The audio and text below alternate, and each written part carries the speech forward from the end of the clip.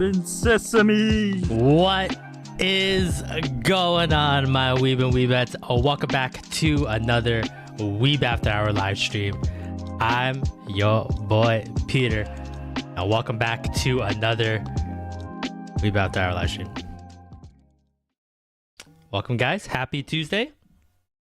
Hope everyone's having a good day today. Hey, yo, the thumbnail kind of sus. Big Ed in the thumbnail. Shout out to Big Ed. Yep, and the Dune Rusty. God damn. We don't usually partake in high tier shit posting thumbnails for our videos and stuff like that. So, but seeing as how I don't, you know, these work just chatting streams are kind of whatever, I figured why not put what we talked about yesterday or in the last stream and put it in today. So you guys can influence the next just chatting / work stream thumbnail the next time we do this, which I think would be probably the Thursday I get back next week. So whatever we talk about today could and probably will be used against you in a court of law. The Pilk, yep. You saw the pickle guy? I should have made him smaller. You know what? I should have put him in the Dune cup or the Dune bucket. That was my mistake, guys. I screwed up on that one. Hope everyone's having a good Tuesday, though. How y'all doing today? Back again with another Just Chatting work stream. Final one before I go on vacation. So, say your prayers. Daddy's gonna be gone for about a week and a half. We can forgive you this time. Thank you. I appreciate it. I worked out, cleaned the house, and took a nap. Damn, look at you. Champing it out. That's how you do it. Alright. Already forgot. Let me bust out the glitch music.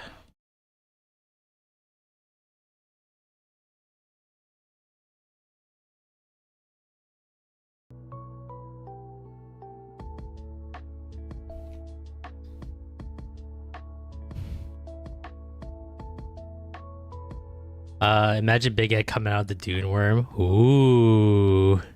Big Ed needs the jar of mayo with him. That would have been perfect.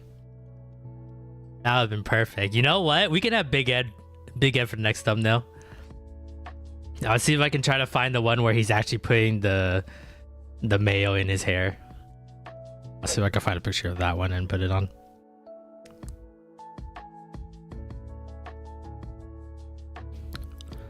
How about we do the Dune worm eating Ed as he's putting mayo in his hair?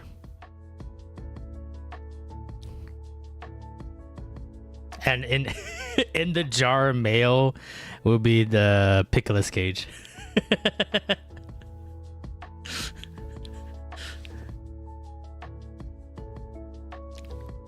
God damn. We can have any visitors here in the Wii Power Hour studio. Absolutely perfect. I'll try to remember next time. I like quickly skimmed through and rewatched yesterday's stream to get ideas of what to put for the thumbnail. Honestly, I don't have to do it, but it helps me in case I ever have to go back to these streams to grab something. That's why I number these streams too. Just for me, really. Just so I know which one I'm grabbing from. It helps out because I'm an incredibly unorganized person. So I fell asleep during unpacking. Did you like it? Oh yeah, it was awesome. I was like 1 or 2 levels short. I played it like a long time ago. I think when it first came out on Xbox Game Pass. I was 1 or 2 levels short, but yeah, it was great. I think I'll try to take those streams and cut out all the working and try to do a supercut of unpacking and put it all together in one video. I have to say though, my backstory for my girl was great. So the only thing I missed was that my ex cheating on me so hard made me distrust men for the rest of my life, and then I ended up finding my true love with my wife, and we adopted a kid. That I did not foresee coming. You know that my singing monster game I like to play? Yes, I do remember.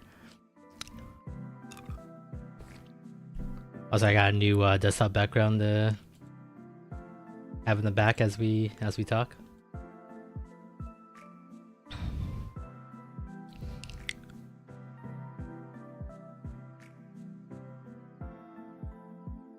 Oh, damn.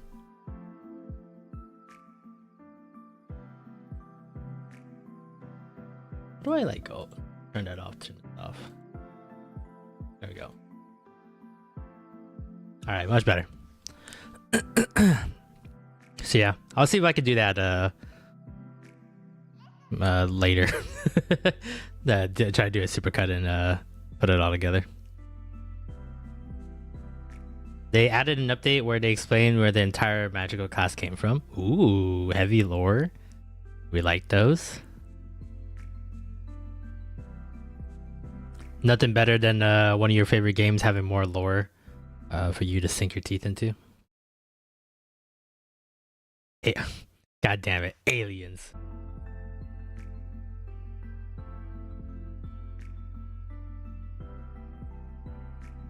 Okay. Alright. I typed that in right when the internet went back. I think we're okay. Everything just slowed down for a hot second there. Yeah, we're all good now. I don't know what happened. I got scared for a second that maybe I didn't pay for my internet bill.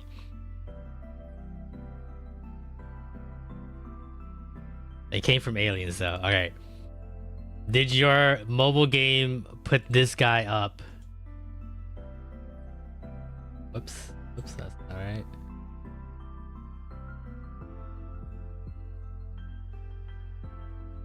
Was this the guy that dropped the hot lore for you for your my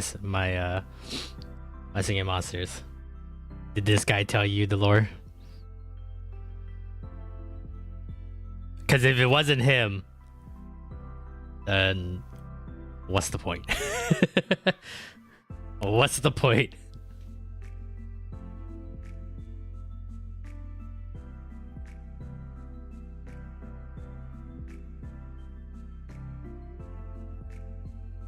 New island discussion basically said it was aliens.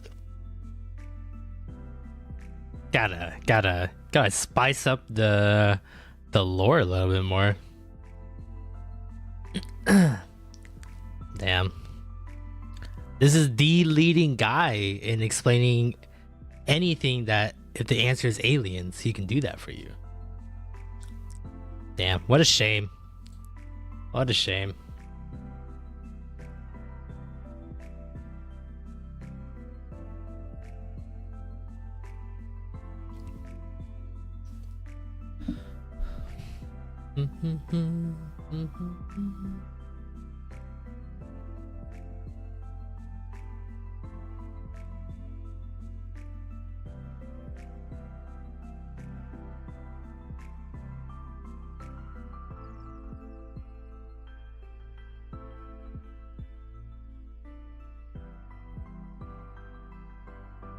All right.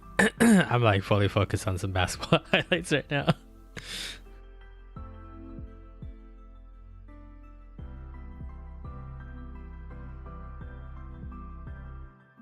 For like 5 years, ever since the first magical island came out, people have been theorizing where they came from. And they're just aliens, huh?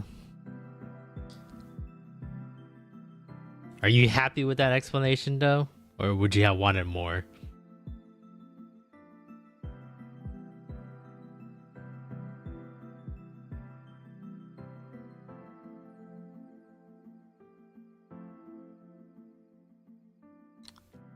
You're honestly satisfied? Well, I mean, then nothing to complain about. Well, I have nothing to complain about. If you're happy, I'm happy. Oh, man. I didn't know if I want to talk about it today, but I checked out more of the Quiet on Set documentary. If you guys don't know about it. If any of you guys are millennials, like me, and watch any of the like the 90s, 2000s kids TV shows that are like on Nickelodeon and stuff like that, this documentary was fucking depressing. I feel so bad for all these kids that have to grow up in that kind of environment. The doc is heavy, yeah. Like the first episode alone was like ridiculous, and I already knew like the big hook, right, was like Drake Bell was gonna come out and talk about him being sexually assaulted and stuff like that. But when I watched the first episode, I was like, where's Drake? Are we not gonna talk about him? And then I realized it was a 4-episode series. I'm like, yo, it was so heavy on the first one, and they're just ramping up. Like, you don't, like, I was like, man, this first episode, like, I thought it would be like, it would hit harder. But then the cliffhanger at the end of episode 2, oh, I cried when Drake was retelling his stories, because that's absolutely unforgivable. I loved all that, and it makes me sad it was so bad for the kids involved. Yeah. Oh man, some of those kids are talking about the double dare thing. I never saw that part. I think I see like all that like every now and then, but so I'm not like totally a big fan of it. But I never saw that double dare stuff that they did. And I didn't know kids were like doing like Fear Factor challenges. I was like, why? Why are you putting kids through this? This is not entertaining in any way, shape, or form. That's crazy. Yeah, iCarly and Victorious. Oh man, it's crazy. It's crazy that like somehow like it all kind of feels like it was like Dan Schneider documentary, but they didn't want to make it fully on Dan Schneider, and so like they had the other like 3 sex offenders in this piece too. It's crazy to think that like Dan was an absolute asshole. Work environment was horrible. He's misogynistic. He's racist. You know, all this stuff that you can see from all these testimonies. And somehow he wasn't the worst person, worst adult in this documentary. Dan's just a pure creep, yeah. But yeah, if you watch a full documentary, this dude can fucking rot in hell. I will pump out all my swear words now, and if YouTube demonetizes me, it's fine. This guy can go fucking rot in hell. He was not punished enough. I absolutely agree. 16 months in the slammer, and then he was still able to go work in the Sweet Life of Zack and Cody. This guy can go fucking rot in hell. He's a bleep bleep bleep. Yeah, that. I'll say it. Fuck this guy. I was watching with a couple of my friends, and like as we were like delving deeper into this guy's life, I just consistently just like every time the documentary was so well edited, because there were scenes where, or like the B-roll for it, they didn't have much, right? Like it's the 90s, early 2000s. We're not in like the full internet craze yet. We're not taking pictures all the time. and videos and stuff like that. We're just starting to get into that phase. So there's not a lot of pictures of this guy, and I love that they only had like 5 pictures of this dude that was that they could really use to showcase what they're talking about. But all the cutting that they did, the crazy zoom ins, the dark eerie music they played every time they talked about this guy, really helped like visually sell the script. But yeah, fuck this dude. I don't even want to say his name, because fuck him. He doesn't even deserve to be acknowledged or identified in any way. He's just pure scum. And I hope, man, I really hope Drake Bell can continue on and do what he loves. Man, there was moments when he was like talking about the Amanda show and Drake and Josh and stuff like that, and you can tell so easily how much he loves to perform. It's not about the riches, it's not about, you know, the fame. He just loved to perform for people, because even in the midst of all that was happening to him, when he was recalling moments of the show, you can see how happy he was. There was like a moment where he was talking about the Amanda Bynes show and how him and Josh were doing a bit together, and you can see in his face how happy he was and how excited he was to remember the funny moments that he had with his co-stars and being on those shows and entertaining people. And god damn, dude, broke my heart, man. Broke my fucking heart. He's definitely a theater kid, yeah. And just as like his background too, like his parents being divorced early, and then him, oh man, him and his dad, Drake Bell's dad. This is one of the best dads in the world. This man absolutely loves his son, and he would do anything for his son, and he tried to do everything for his son, and Hollywood ruined that, and it took so long for them to get past this. And I hope this documentary gives them a little bit more closure for their lives, and they can continue to rebuild that relationship with each other, and you know, move on to better things. Because goddamn, dude, every time the dad talked, man, I was like, killed me inside.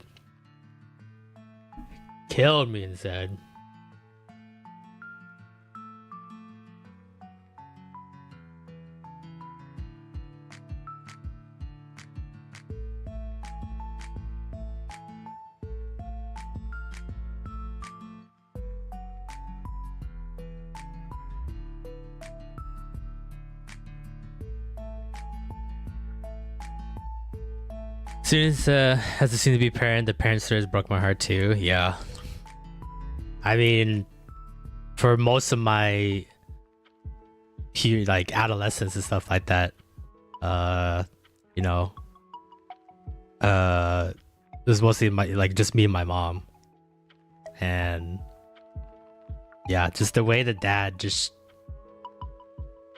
how much he just wanted to spend time with his son. And they were having fun doing it, and it was hard work, it was long hours, but he can see that his son was having so much fun being a part of it that he was willing to sacrifice everything for it. And when this scumbag came in between them and spewed his fucking lies and this deception to put a wedge between Drake and his dad, oh man, I got my blood boiling so hard.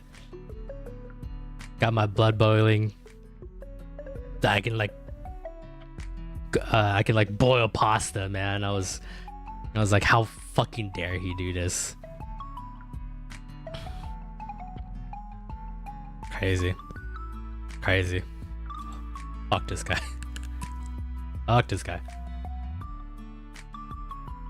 You should just go somewhere, if you know what I mean. Yeah, he can go to hell. I'll say it for you. No, hell's too good for him. You can just be buried deep underground. Cause this is scumbag. Absolute scumbag.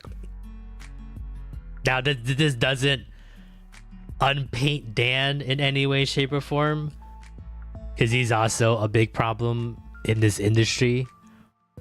But it's just so crazy to me how much crap Dan did in this industry, and he is not the worst guy on this documentary.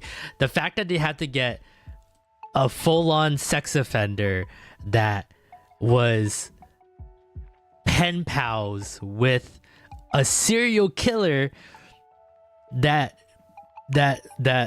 targeted kids of like 10 to 14, and he was pen pals with this guy, and there was all the signs, and no one even batted an eye until it was too late.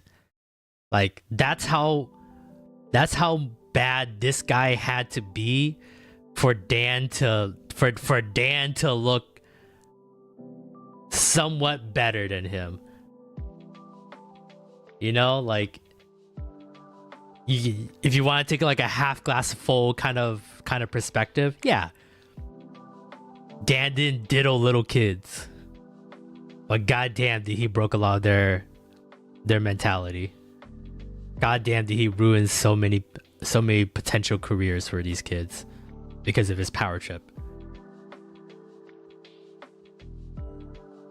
And like him being misogynistic and ruining female writers' careers and other females, the creepy scenes he made kids do, the weird massages he made women do on set for him.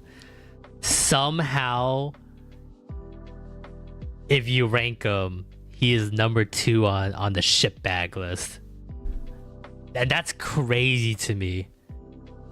Because that first episode, I was like, this is the I hate Dan Schneider documentary. But then they throw in this guy, and then I forgot I was thinking about Dan for a hot minute. I was like, oh shit, no, this is just in general. Kids TV shows are being ruined by adults. The adults that are supposed to be nurturing these kids and helping them transition in this industry so they can become better people on the other side of it. It just irks me so hard.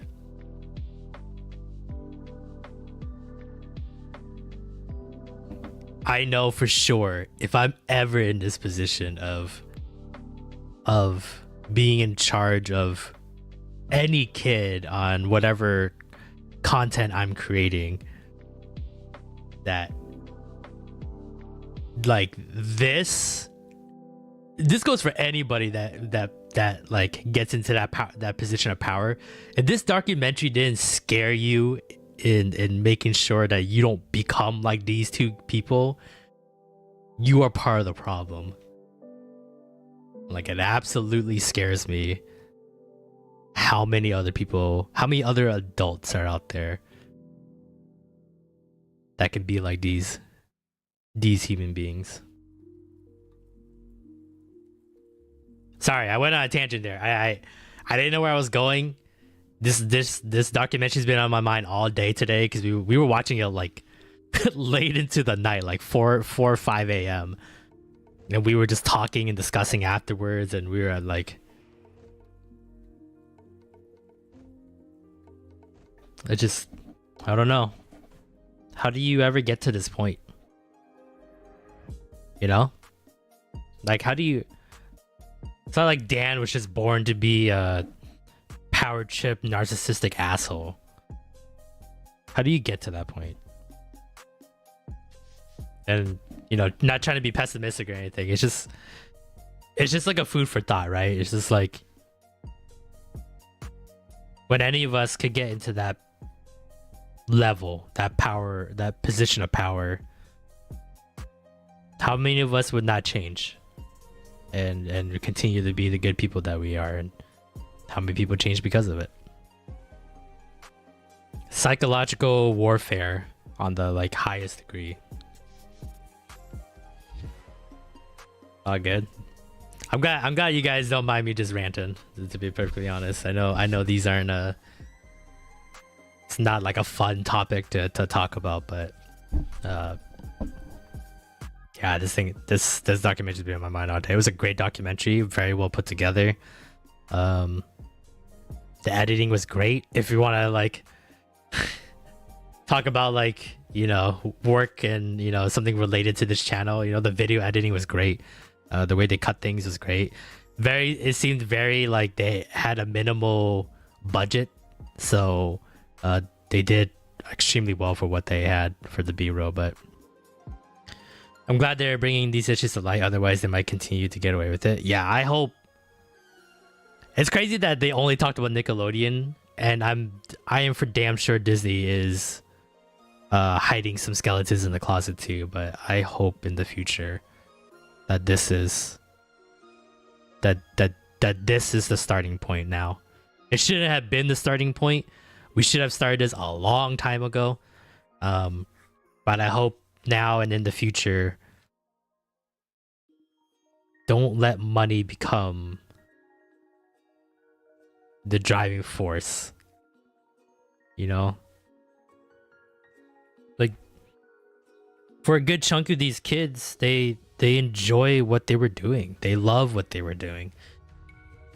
Why not nurture that? Why not give them everything and give them shelter from all the bad things so they can be ready for that next transition in their life when they become adults? I don't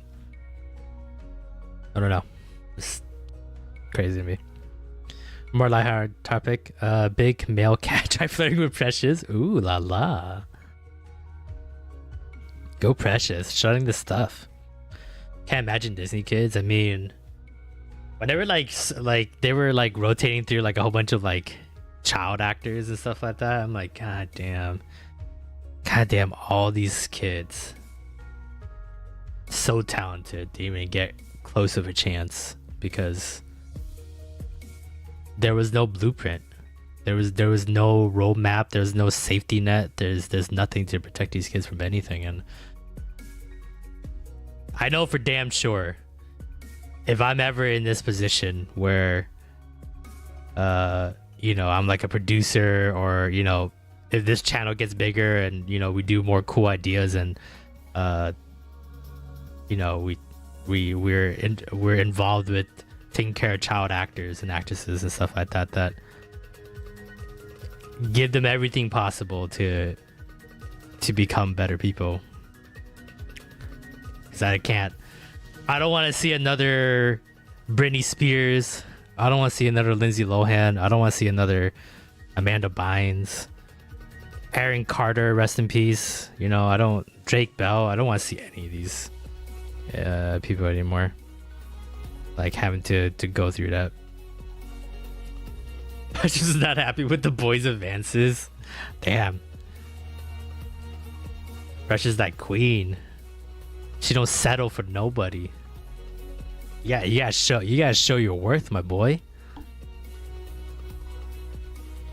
Yeah. It's crazy. Like, you know, you have that perspective, you know, you have that morality, but watching this documentary just kind of like reaffirms that feeling that, like, be a good person.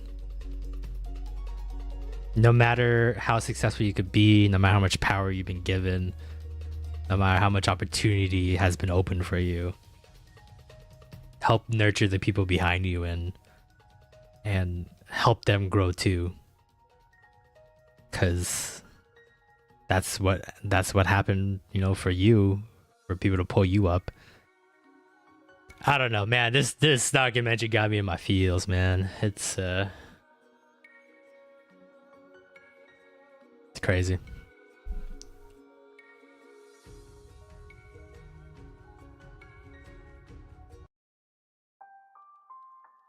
Sorry, I had to reset the music there. Oh, that was a great start to this stream. Man, I even listened to the Drake and Josh song, the theme song today, and the lyrics feel they hit a little differently today. Really felt I know I'm just looking into it way extra than needs to be. Could just be a fun song that Drake made and wanted to perform, but some of the lyrics in that theme song for Drake and Josh really felt like Drake was trying to send a message, and sadly no one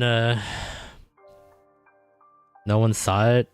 Hollywood pressure pushed it all down, and it was unfortunate. I hope he gets an opportunity again, Drake, to perform and do what he loves, because I think the passion's still there.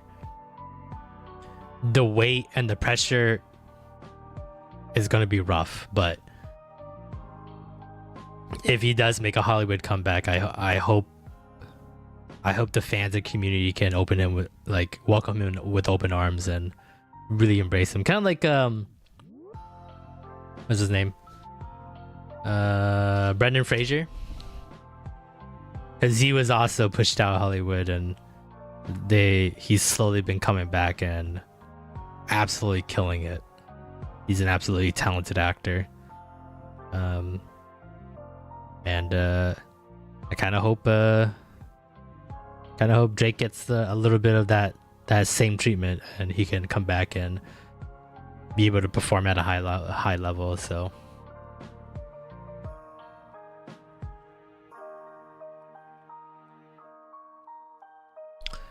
all right, that was really depressing.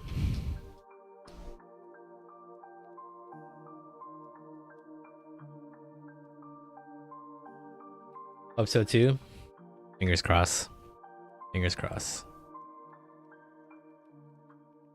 All right, let's get a little bit of work done. What's on the menu for me today? I'm just double checking some of the uploads that I have that I'm gonna get ready for you guys while I'm gone on vacation.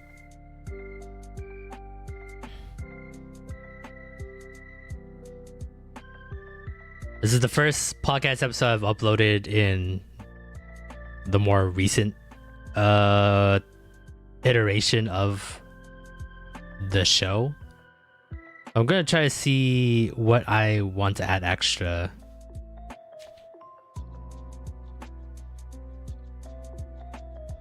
On YouTube side, like end cards and stuff like that, and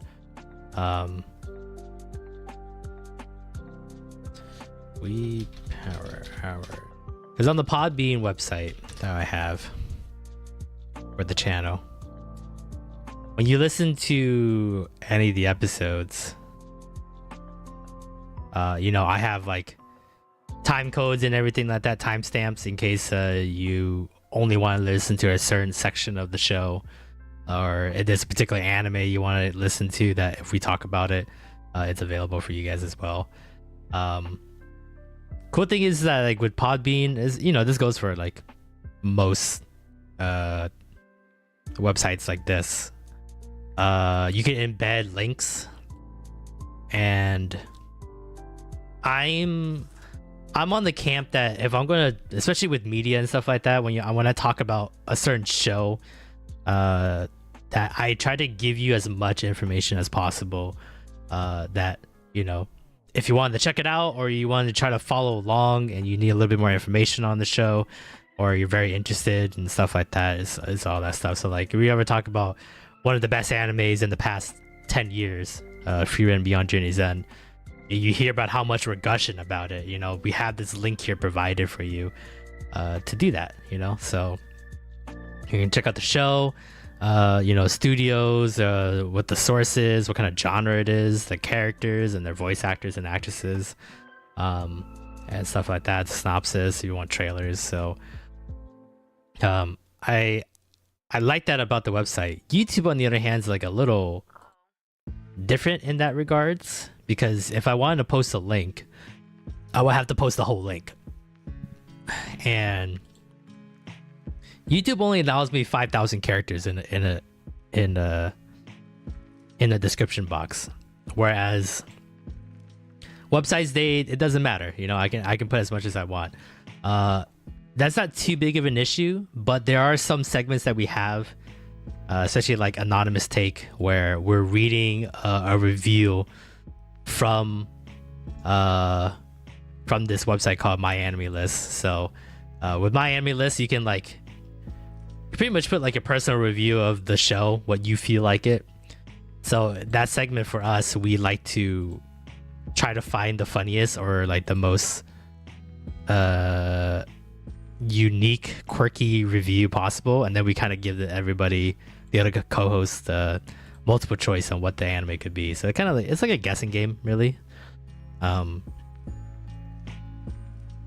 because I have limited characters, I don't know what the best way is to show off this, like this segment, without covering so much of this. I think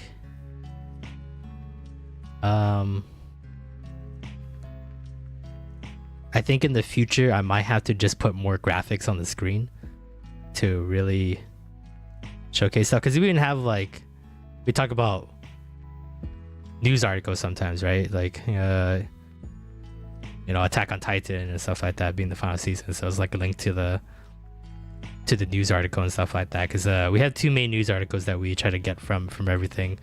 They've been pretty good for us, Anime Corner and Anime News Network. So any news that I feel like is important for us, whether to talk about it or not, would be a good one. Just like you know, Akira Toriyama from the last recording session that we did, that was something that was really important for us to talk about and stuff like that. So,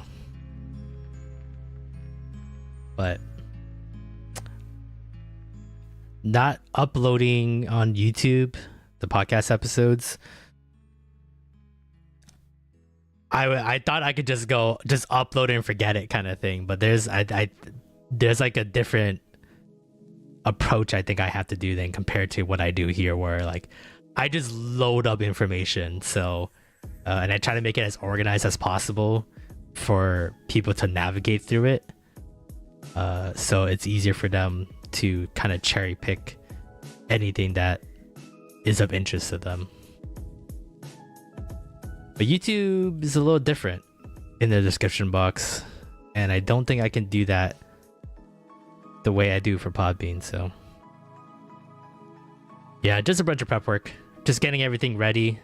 Maybe we'll work on another short today, but I just want to make sure that we are ready to go for a while I'm gone. So let me also log into Podbean as well. Let me log in on a different email here, or a different window. Want to hear something funny? Yeah, I'm down. I'm always down to hear something funny.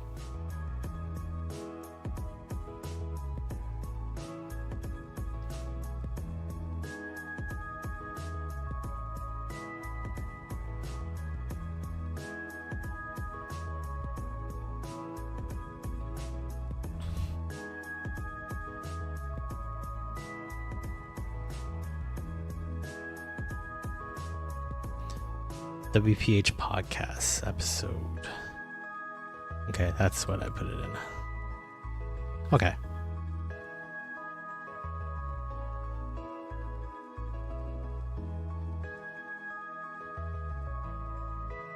I put the word podcast on there.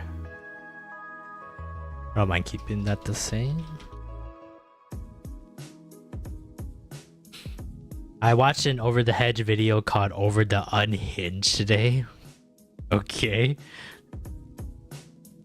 And what possibly could have transpired over the Unhinged?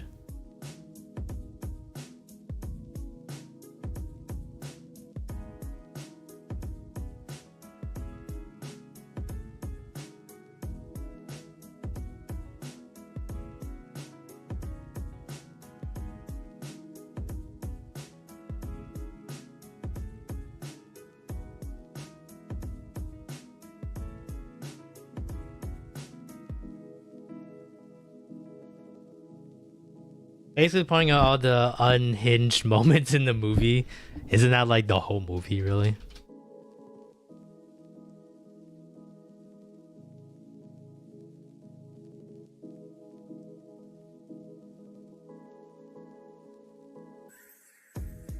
Yeah. Just play the movie, man.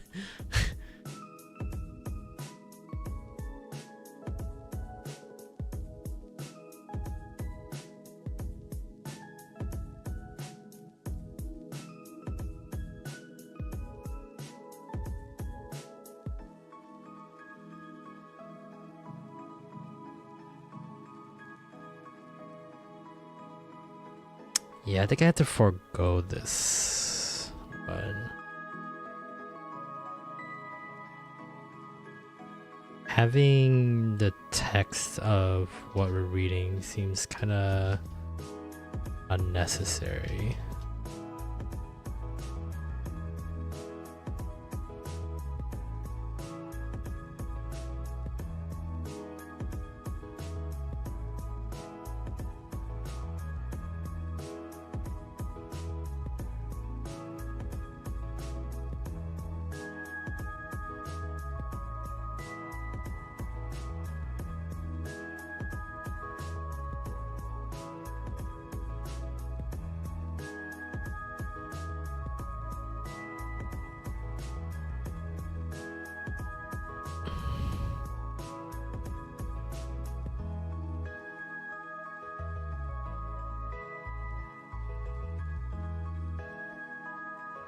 Okay, that looks better. Maybe I don't need the time codes anymore. I have it on the bottom.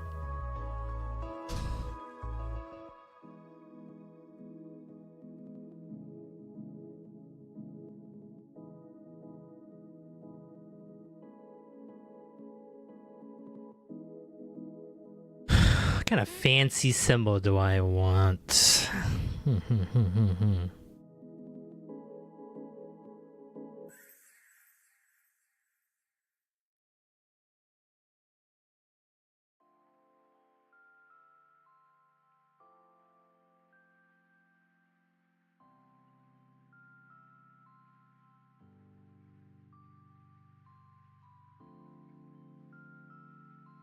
I don't really see anything that I want.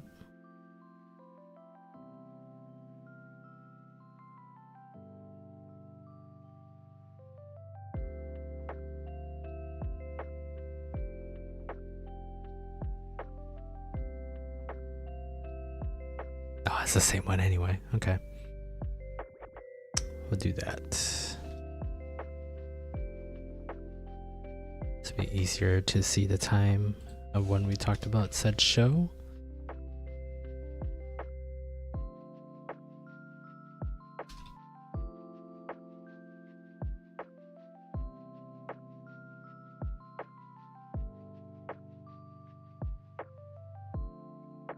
Alright, if I put the timestamps on the bottom, I guess that'll be more organized.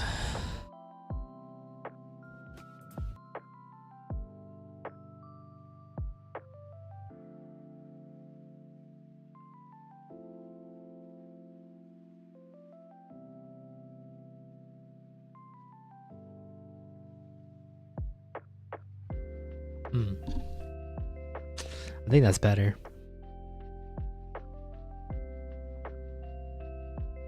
The individual timestamps work out too. let's. I still have my chapters, so in case someone wants to only listen to a certain segment, they have that available.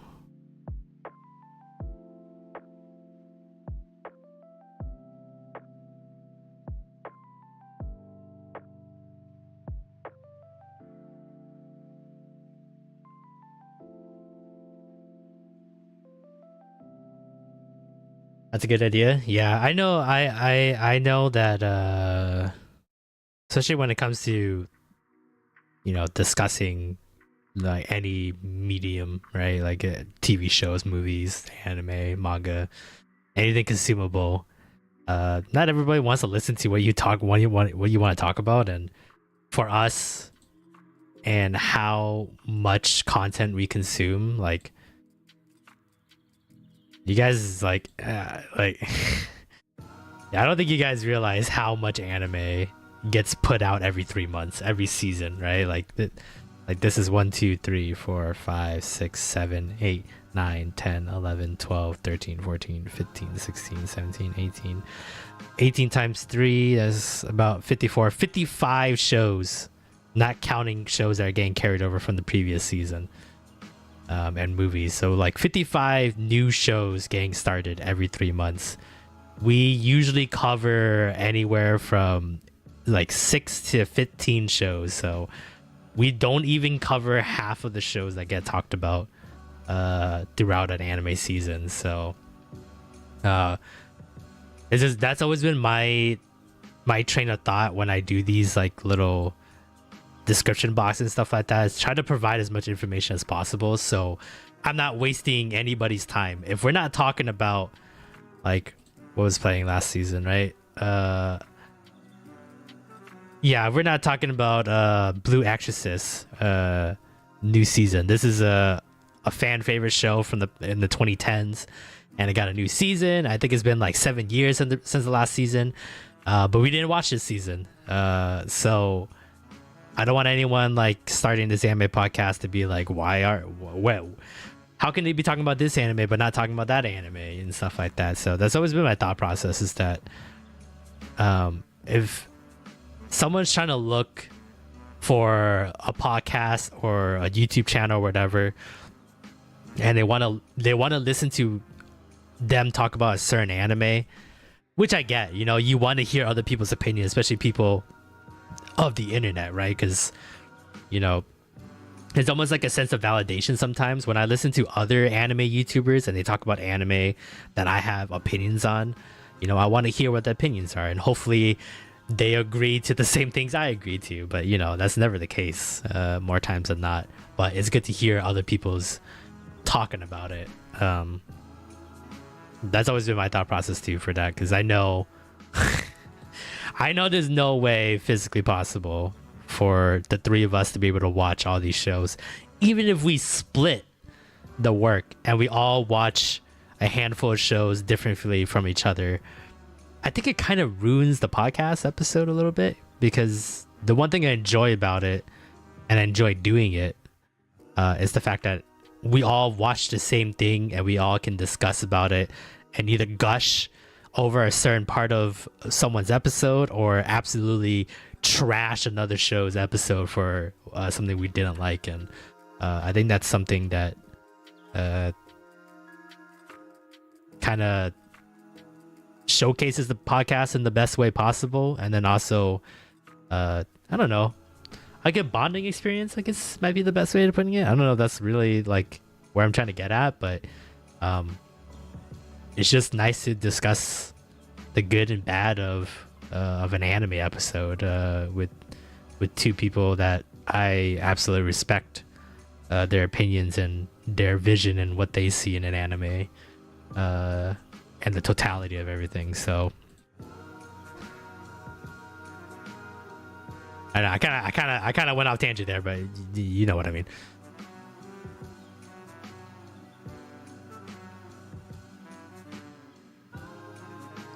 Lance, give me the YouTube version of this.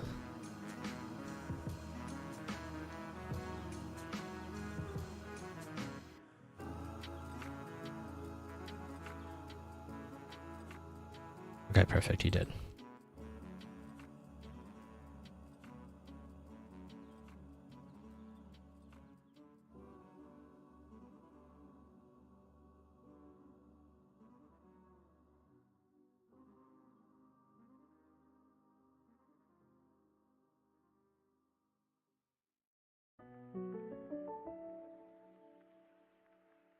God damn, I play way too many freaking video games on this stream.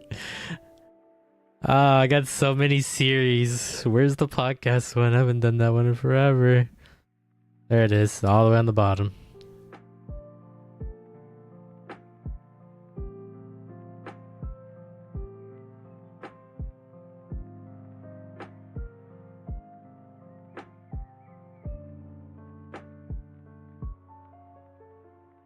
Huh, it didn't carry over? Oh, because I did that for the short.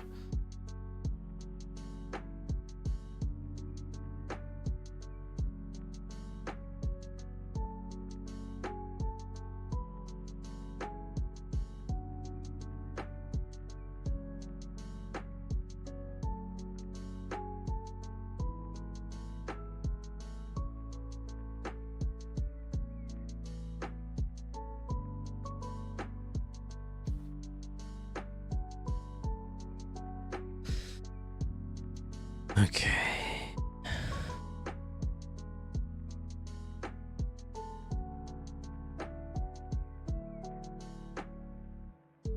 Let's put a whole bunch of random tags here. We'll talk about Pokemon, Spy X Family, a bunch about movies,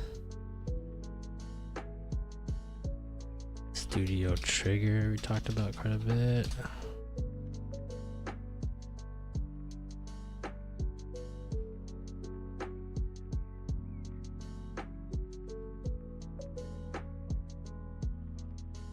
Dungeon Meshi. It's time for Torture Princess.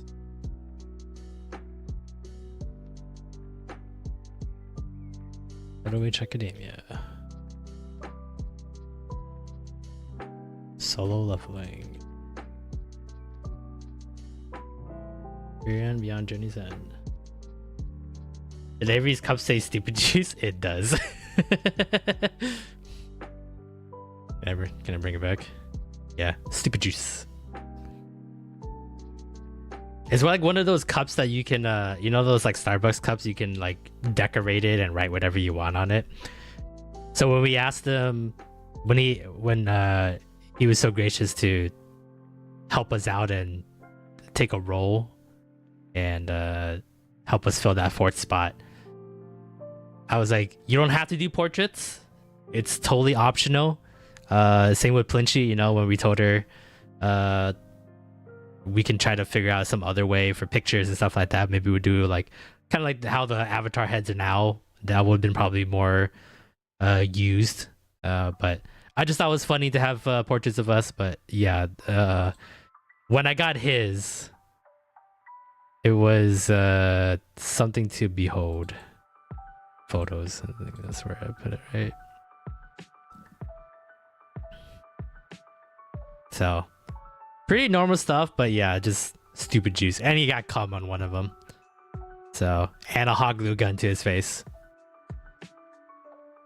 So, he was a very good co-host. His analysis on anime was very profound, and he's a really good, I would say he's a pretty good writer in a lot of ways. So for him to dissect starting story beats or lore and stuff like that was very good, and I learned quite a bit from hearing him talk. It was funny that I'm like watching the same anime, but the way he perceived it really helped give me a different perspective on things.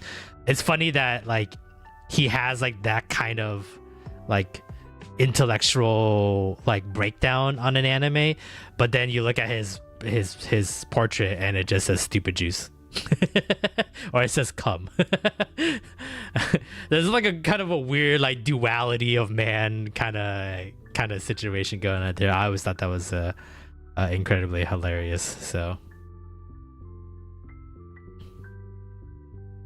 but yeah, we all have really good ones. someday, maybe in the future, either we actually film ourselves live, like have actual face cams on it and stuff like that. But there's a part of me that kind of loves the silliness of the picture portraits.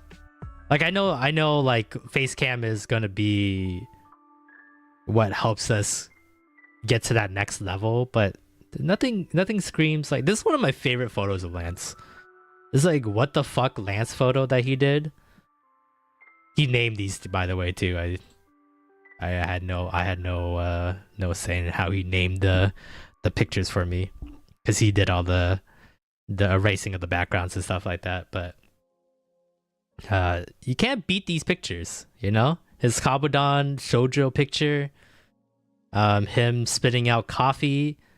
That was kind of like his thing. He tried to make. He was like the coffee guy for his portraits. There was him pouring coffee and stuff like that. So he tried to give himself like a prop that he'll use, because I think he was trying to go off of what I had, because I use the mic. Sometimes that's my prop, and my glasses. So, because trying to be like the main host and stuff like that, you know, I was thinking like I would. The dynamic of the podcast is like I'm the one trying to provide as much information as possible, right? I'm just kind of like the cover of a book, right? I'm just trying to get you to want to read the book, and Plinchy and Lance and Avery and Kai and Matt, they are the words inside of the book. They're the content itself. If you think of like in sports, right? There's one guy that does the play-by-play, and then there's one guy that does the color commentary where he talks about like why did they run this play, or why did they score the basket doing this, right? So he's able to tell you the nuances of what the play-by-play guy did. So that was kind of the dynamic I had in my head when we were first starting the podcast, and that kind of reflected the pictures. That's why I try to really seem like I'm like, it's almost like an interview in some ways, where I'm trying to like pose a question or pose you know, an idea or perspective, and see what the other three's opinion was. And luckily I am fortunate enough that Plinchy and Avery and Lance and Kai and Matt and stuff like that, they also can spin it around and have me be the one discussing and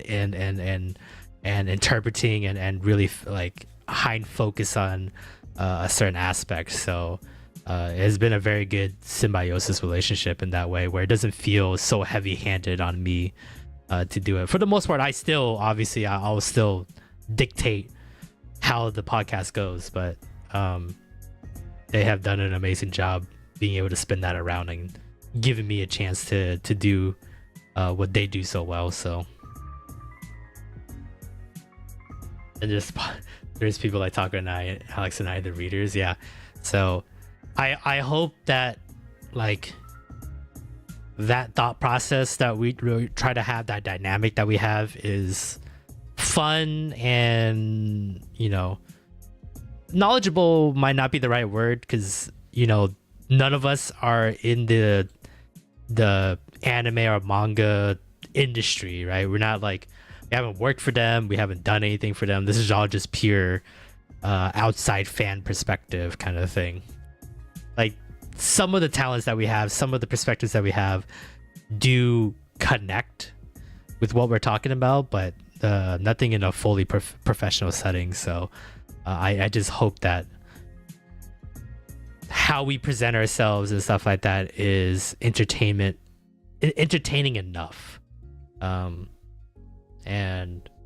it's hard to say at this point in our podcast's lifetime, because of how inconsistent I've been in terms of uploading episodes. So we haven't gotten a full scale of how people truly feel about how we do the podcast. And I'm hoping these next couple months, as I just absolutely just pelt you guys, machine gun shoot you in the face with all of our podcast episodes, we can get a better sense of how we can make the podcast better, not just for us but for you guys as well, right? Because at the end of the day, you know, you guys are the ones consuming it. You guys are the ones that are gonna take us to the promised land or put us right in the trash. So that's something I'm really looking forward to. Finally stop procrastinating, stop being afraid, and just put the whole podcast out there, and take as much criticism as possible to become better. So we'll see. This is uncharted waters, so we'll see how it goes. Also, my Lakers won today, so my night's great now. Go sports, sport ball, yay.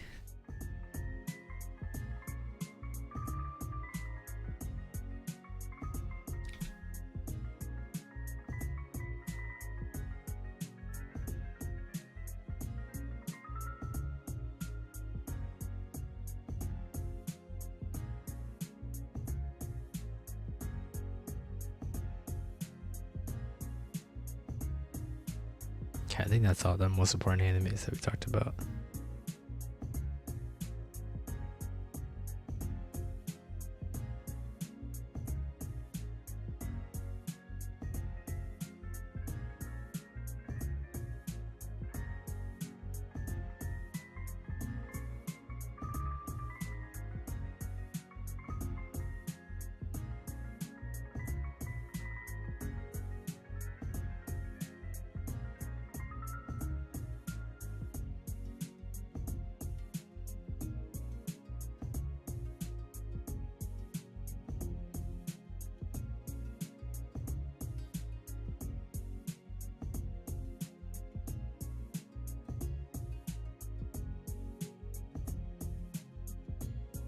God, I haven't done end cards in forever.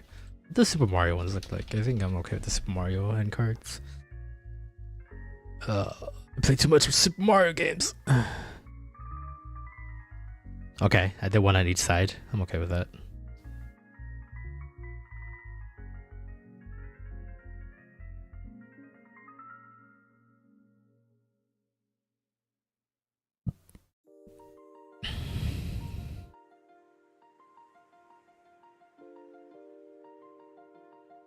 So we do a double playlist. We'll do the podcast episodes on one.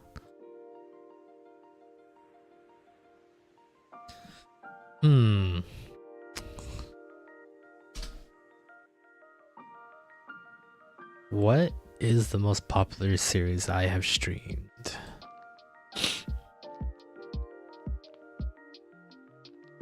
Can I see numbers on that?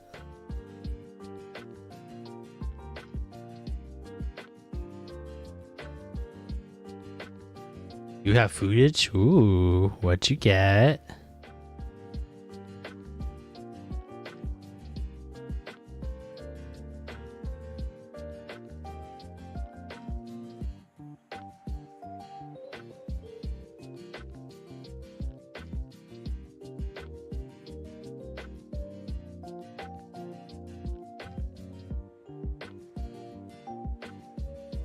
Wow, Danganronpa V3, huh? A lot of views from this playlist. Okay, we'll do Danganronpa V3 then.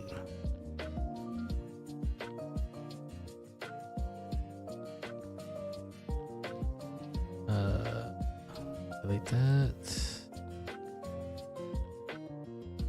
Danganronpa. What did I say? V3? Man, that's an old series too.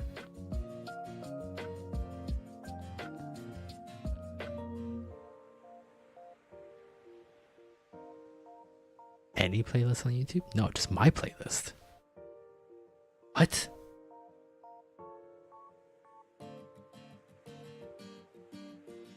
Why do I put someone else's playlist on my own videos? That makes no sense.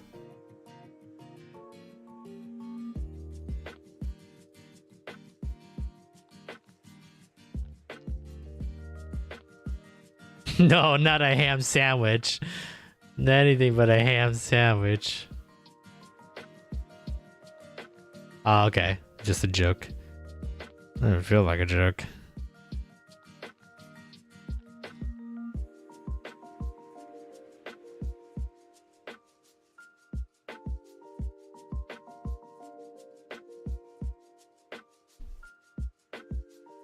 Seriously, why would I put someone else's? That's so weird.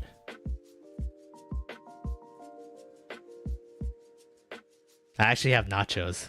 Oh, not even close to the ham sandwich. Yeah, turkey sandwich for dinner. Ooh. What else did you put in that turkey sandwich? Because I always feel like turkey is dry if it's leftover turkey. And if I feel like I need a lot to really get it going, you know?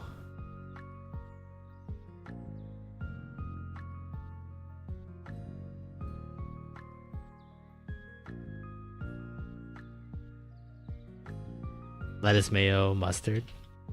Okay, not bad, not bad. Sounds like the standard.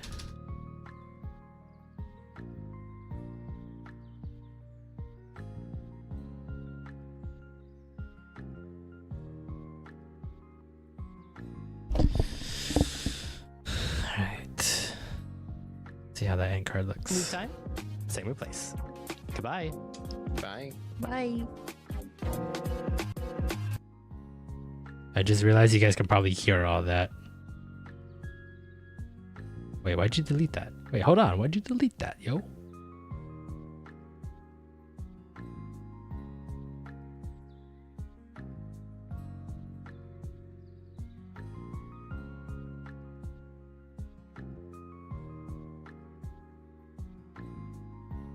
Did it again.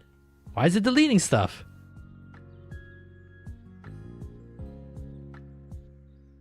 Have you told Eden the story of the ham sandwich yet? We were playing Super Paper Mario and everyone decided to conspire against me and eat a ham sandwich without me. That's that's what happened.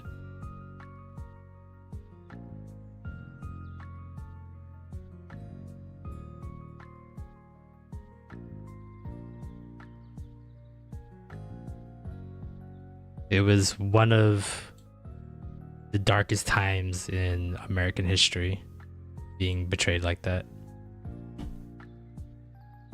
Are you like bamboozling me? Why do you keep doing this?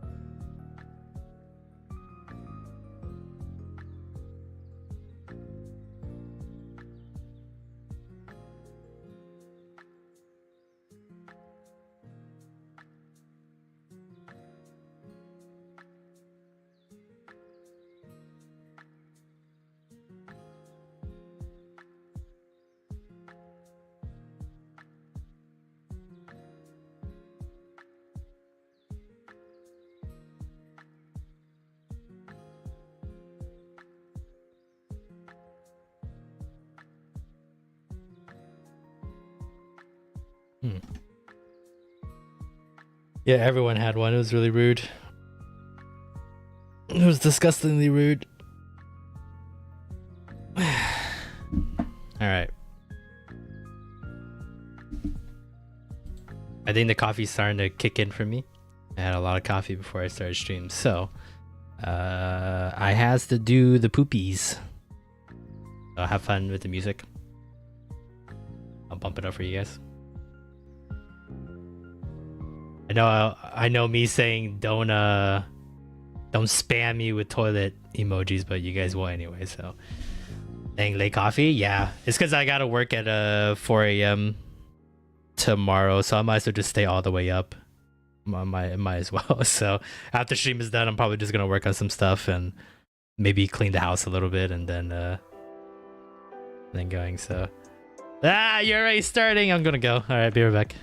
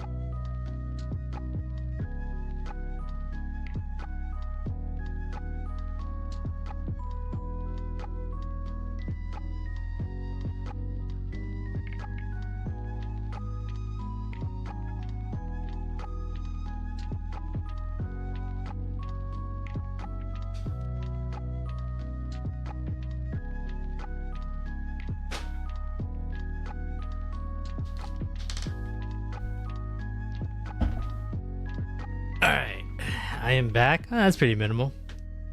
Guys are starting to learn.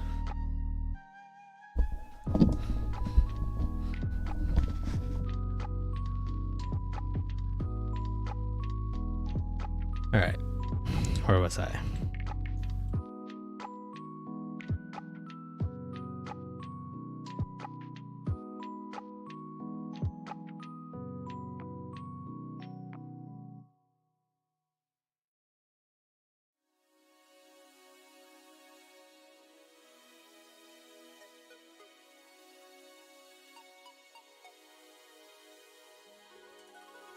Why?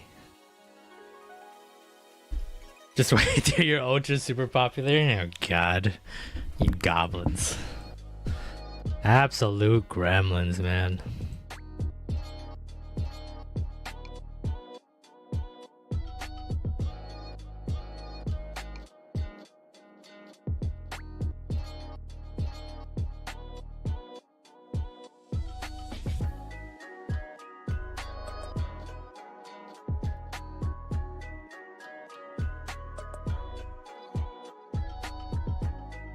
I don't know why it does that. Why does it delete it?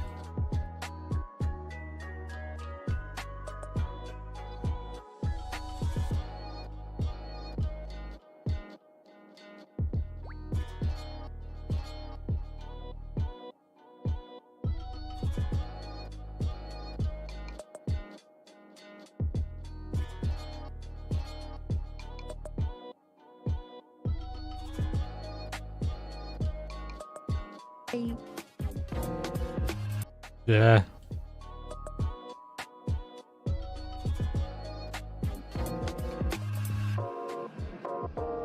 Okay, cool.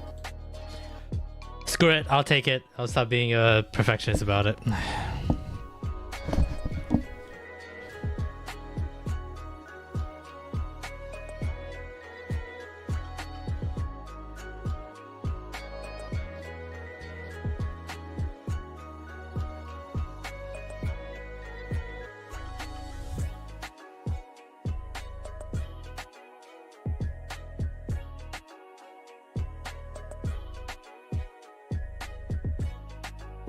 $46.54.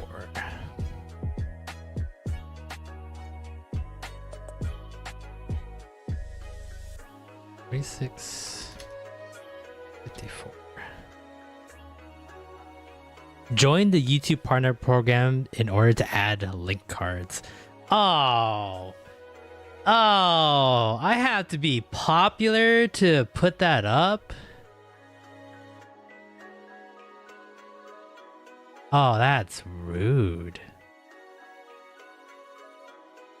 Also,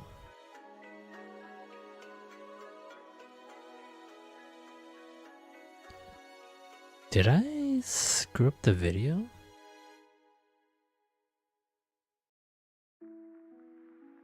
Oh no, we're good.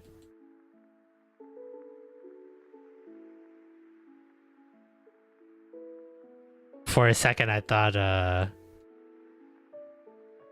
I saw one frame of the video and I thought I put the off on air symbol on, but I think it's just the beginning of the episode. Okay, whoops. Oh, we're fine.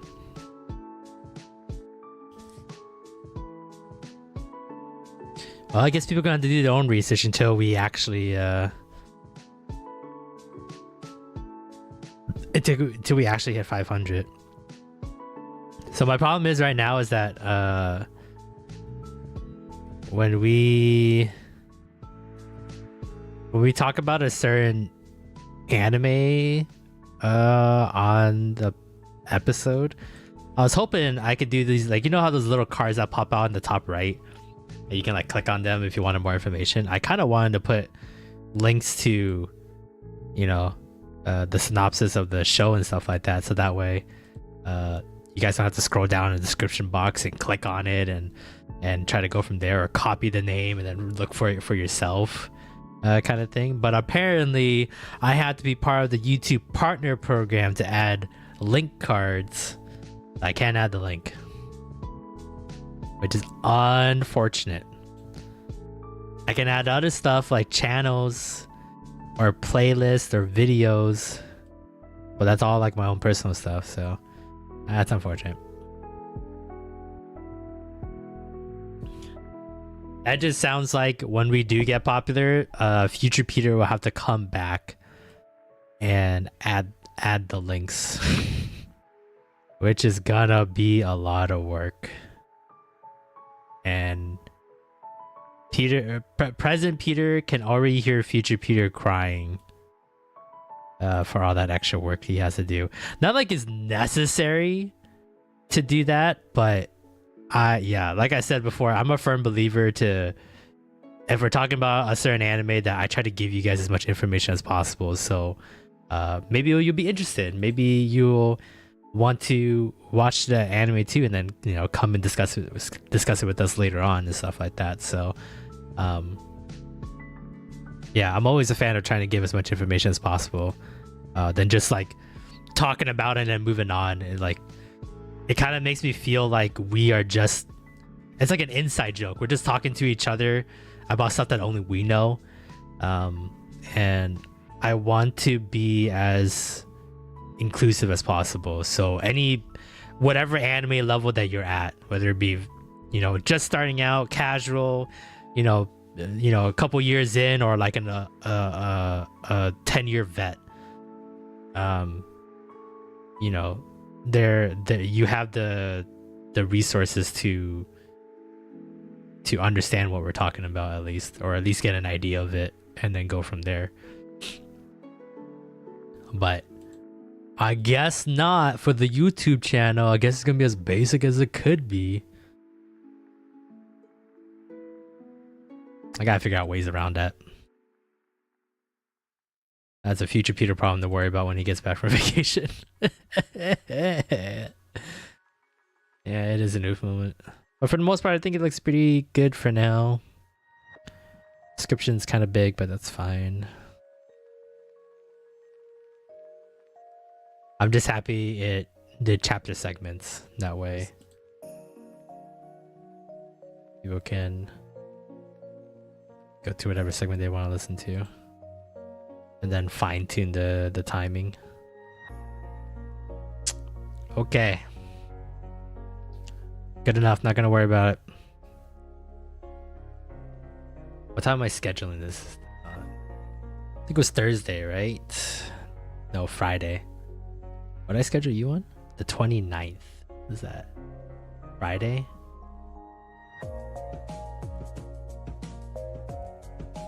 I'm gonna do it at 8 a.m. We're gonna try to upload all my stuff at 8. Seeing as how my time zone is one of the further time zones, so hopefully this is a good time for everybody. So most people from Midwest to East Coast, this is, you know, still kind of early in the morning, brunch, maybe even lunchtime by now. And I think people in Europe will be getting ready to go to bed. So maybe they want to listen to this before they go to bed. Yeah, it'll be 10 o'clock for you. Maybe I upload earlier. Yeah, I'll just stick to 8. I'll figure it out. We'll do a couple test runs. We'll just upload at different, we'll do like a string of episodes, and we'll upload at a certain time, and then we'll see how those do, and then we'll change the time if necessary. I feel like I should be catering to the West Coast because that's the same time zone as me, and I feel like that's a smart idea. But surprisingly, we don't get many people listening from the West Coast, or even just checking out the channel to begin with. So it's mostly Midwest, East Coast, and, you know, a couple of people in Europe. Oh well.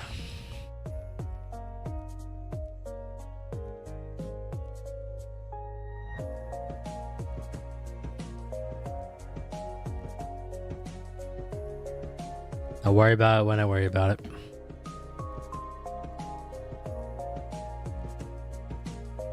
Alright. Gonna fix a couple shorts here.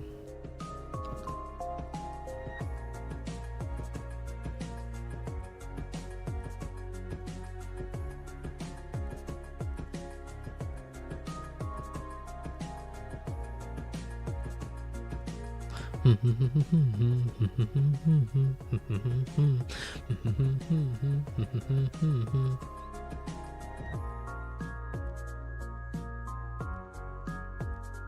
many shorts do I need? I got the podcast short coming out on Sunday. I think I only need 2 streams. One. I think we'll. Did I do this? Did I finish this one? Is this in the done pile? I know I started a bunch of them, but I don't remember how many ones I finished.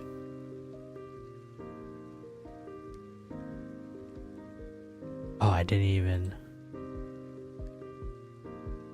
push this one through yet.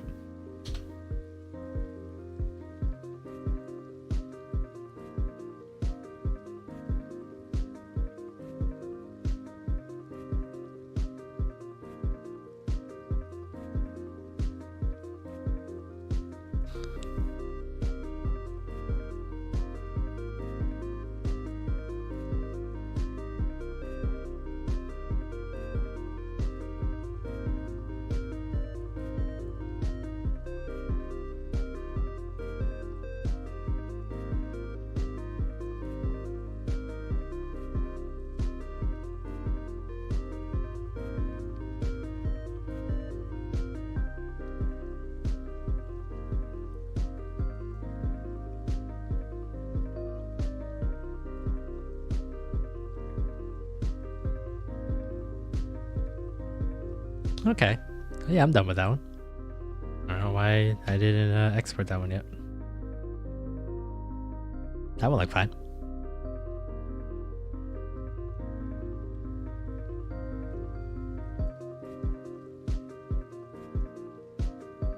Can't wait to see the peanut shorts come out. Yep, it's coming.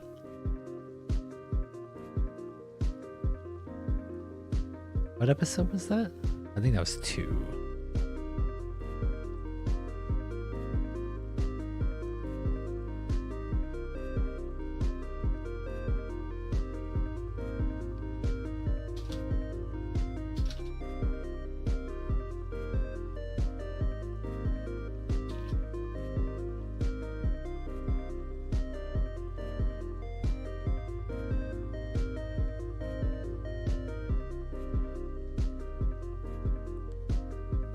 Put that in the queue. I think I wanted to change the pineapple money one too.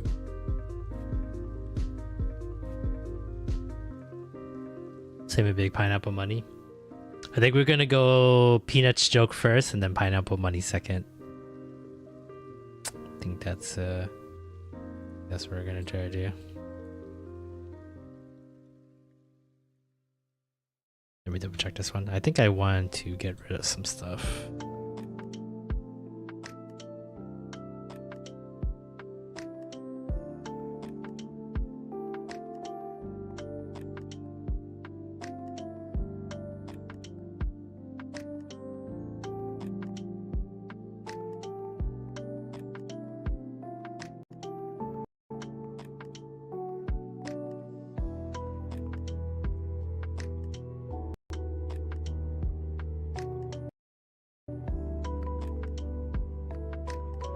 Okay, cool. That's mainly what I wanted to check. I zoomed in on the money and I blew it up and slid it in the middle of the screen so people can see the amount of money I got.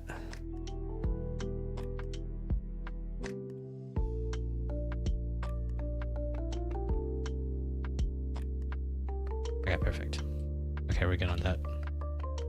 I had some silly images on it, but looking back on it, I don't really want the images that I made. So, but blowing up the money like this, I want to make sure I keep it. That's a lot of money. All right.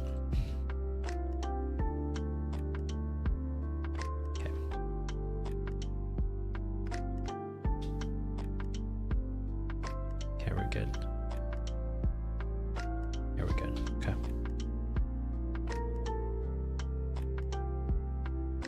Put that on the queue as well. Your reaction to how much money you got is awesome. Yeah, I talked about Donald Trump.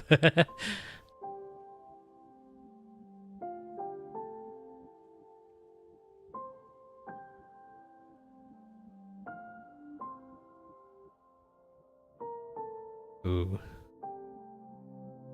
Alright, never mind. I was gonna try to export some of these shorts, but YouTube does not like me doing that. It slows down OBS considerably. Alright. Let me check the Under the Waves one too. This is the Seal Deal Coffee one.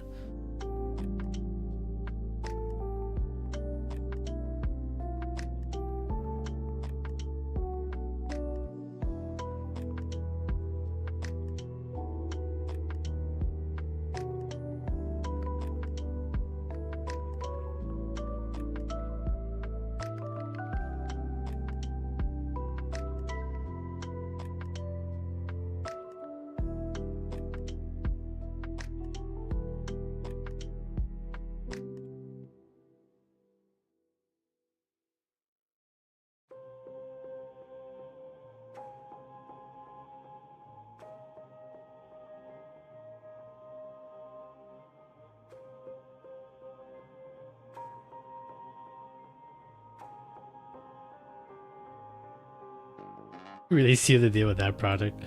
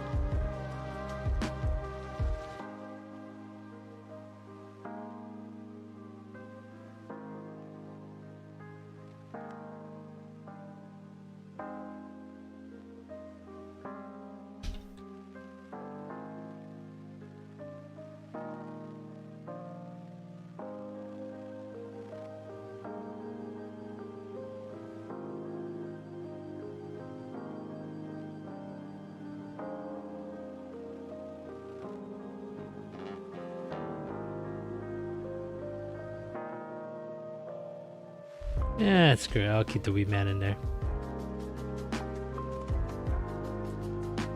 All these shorts have like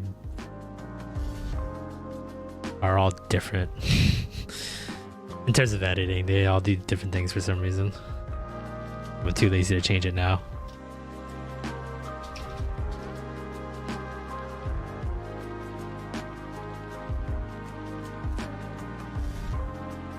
It's good enough.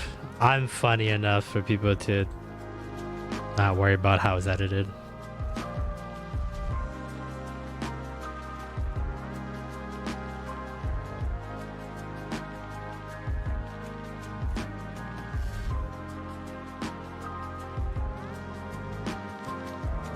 Okay, I remember. I think I have to redo this one.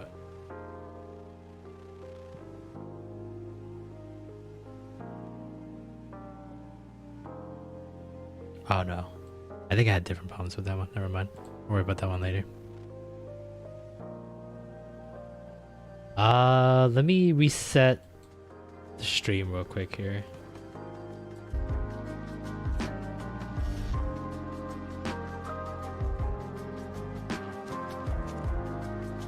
Okay, there we go. YouTube was not happy with whatever I was giving it from OBS.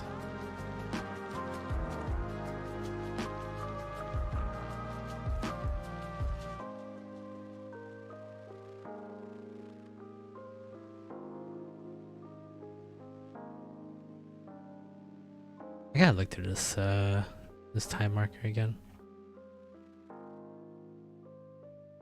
Wait, do I get a marker every time I change scenes? Don't know. Yeah, YouTube is getting super fussy. It's kind of annoying.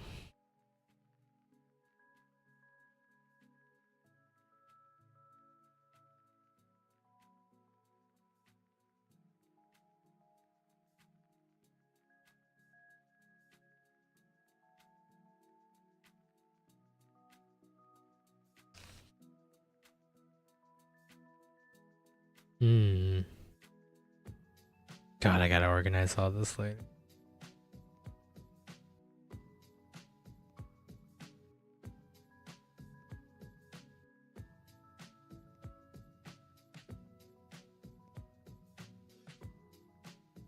Why this one?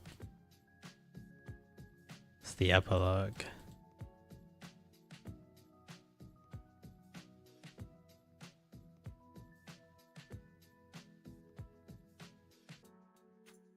Was there something funny in this that I wanted? Mochi, mochi, mochi.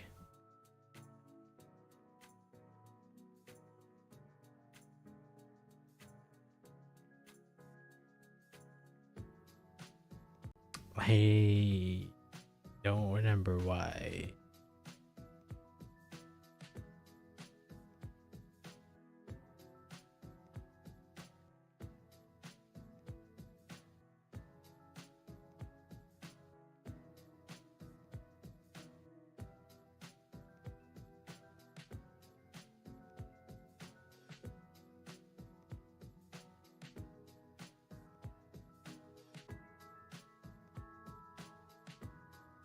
Someone sent me a clip from that? Nope, not that one. What episode is that from? That's the epilogue.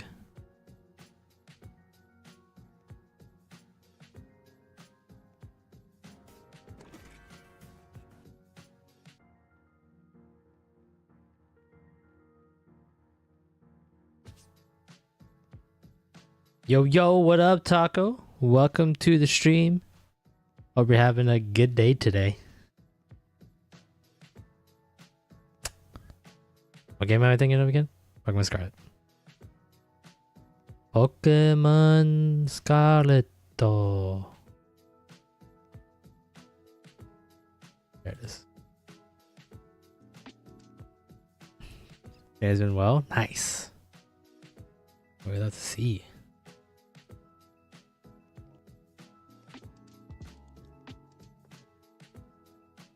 You're having a good day? I'm having a good day.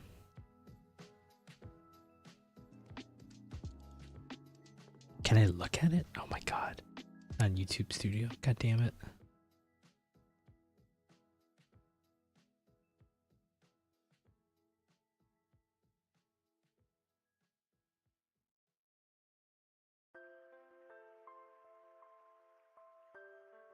Yeah, we're not having a good day. Just chilling out, relaxing. Playing some b-ball outside the school. And a couple of guys who were up to no good started making trouble in the neighborhood.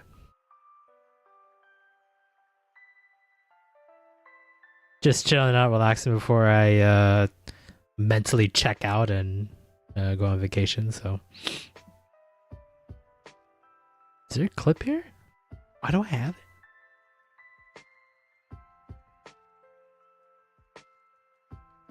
I don't remember why I have that. Oh, that's when I choked on water. That's when the guy blew up.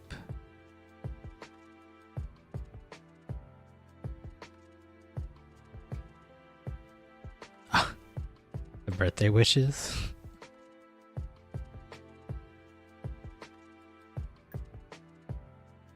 Oh, I can make a sandwich.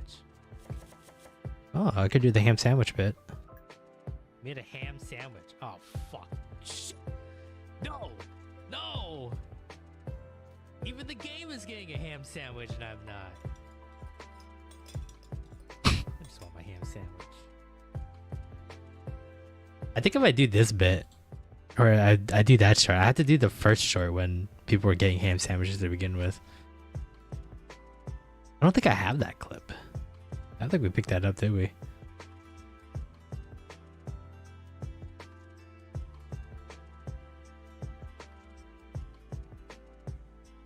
Oh, that's the Hammy Time one.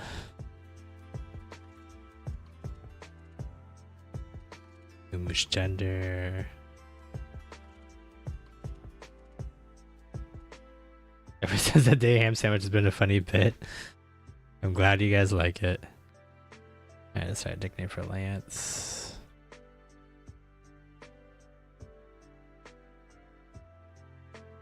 The regret one. I gotta watch through that playthrough as well.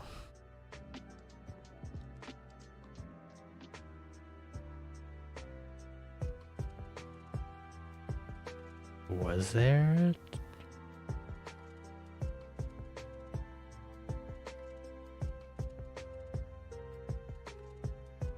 Fun fact, I'm eating a ham sandwich right now. No, you're not.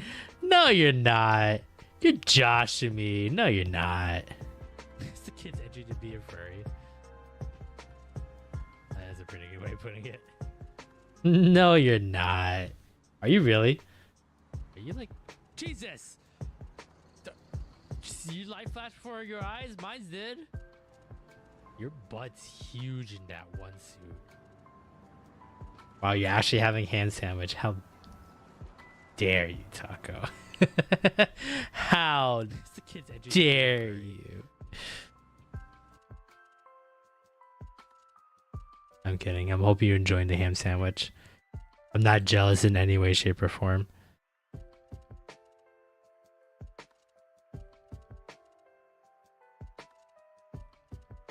Alright, I think that was a pretty good short. Maybe I can do that one real quick. Damn, we only got 6 hours of watch time for that playthrough. It's good. It sounds good. February 27th.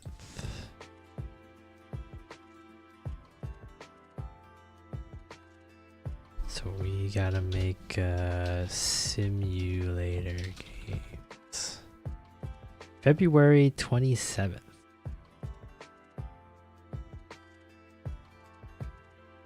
Here we go. Looks like this one.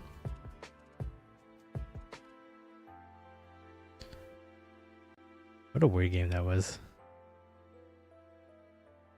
Exotica Pet Shop Simulator. Nothing exotic about it though. One off.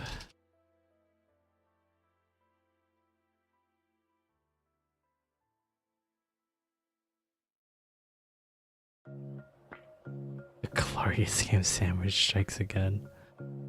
You guys are making it sound like it's my my villain. The opposite of me, the opposite of the superhero. The antagonist of my life. It's crazy that like you guys keep doing this to me and I have the ability to just drive to the grocery store right now. Like I can just leave right now and go buy ham and bread and some cheese and some condiments. And I don't. And I don't do that.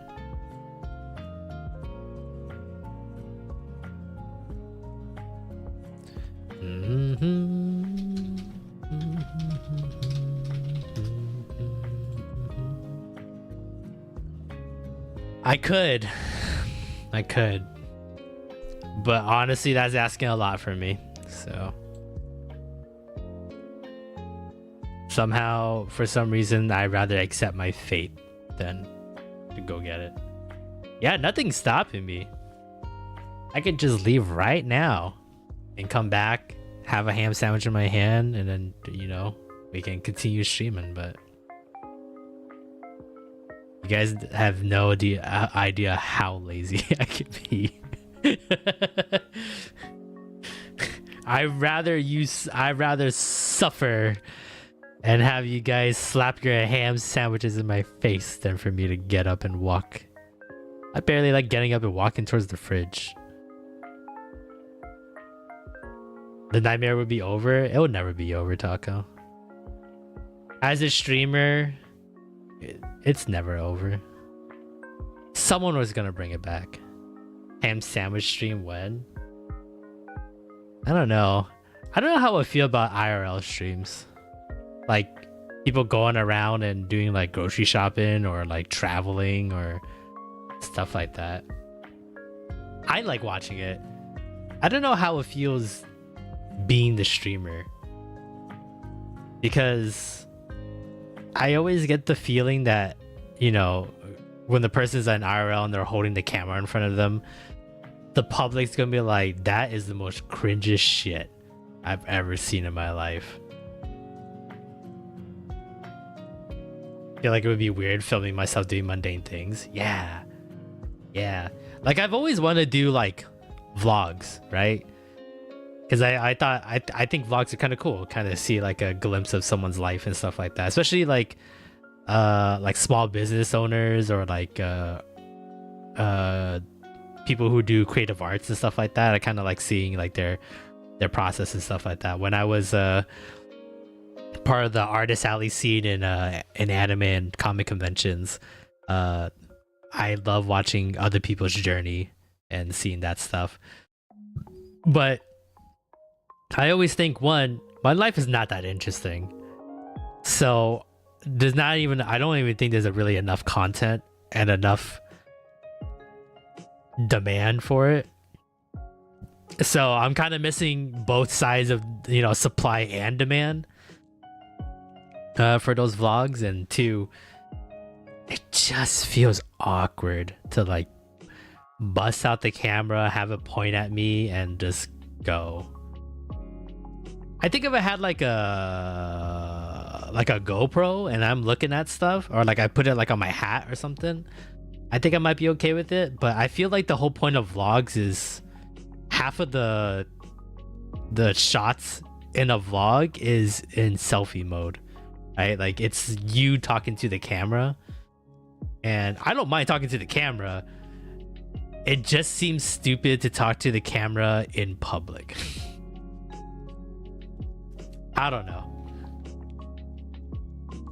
I mean, I think someday we will do vlogs for this channel, but I don't know if it's gonna be a consistent thing, because I don't think I'll be leading an exciting life to do that.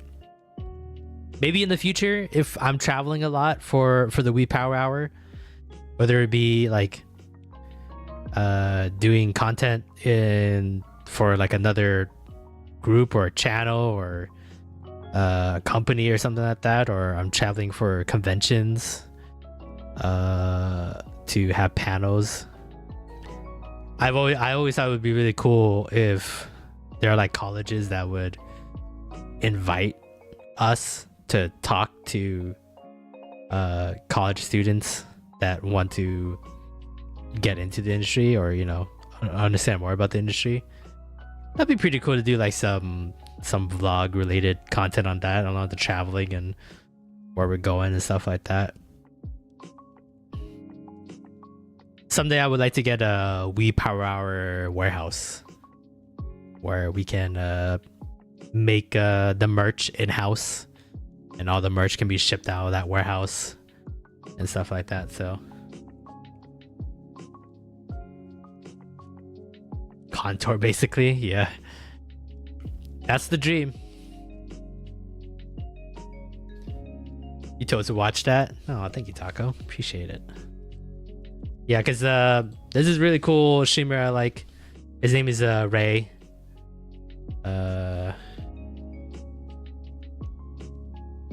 He's from Rooster Teeth, or rest in peace, Rooster Teeth. Let us start this recording. But he has this like really cool warehouse where he does like all his merch stuff. I'll try not to show too much of the video here, but let me see if I can find a good spot here.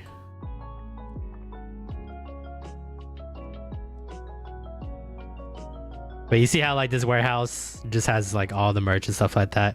I want to get like a really nice big warehouse where we have all the merch that we packaged that you guys buy from us, and then I would like to have like a nice couple office areas to, you know, for people to work in, and And then I want a studio. I want to be able to build the Weeb Power Hour studio inside the warehouse. So like so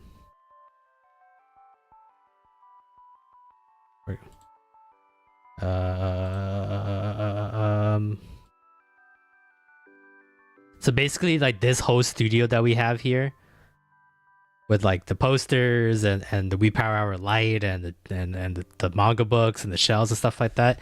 I want to be able to recreate this so we can do like actual like live action podcast episodes, kind of like Trash Taste. If you guys ever seen or heard about Trash Taste, they're pretty much like the best anime podcast around at the current moment. Maybe not like the best in terms of talking about anime, but the best in terms of popularity and prestige. They're wide shot. But these guys are absolutely funny. They're great. They have great YouTube channels as well. Really talented guys.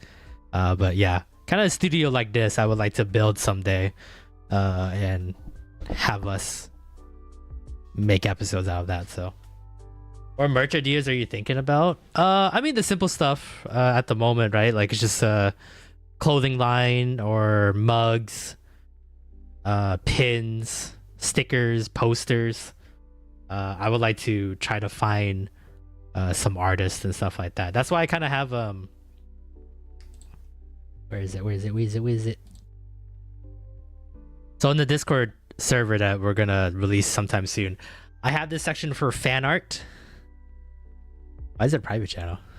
That's weird.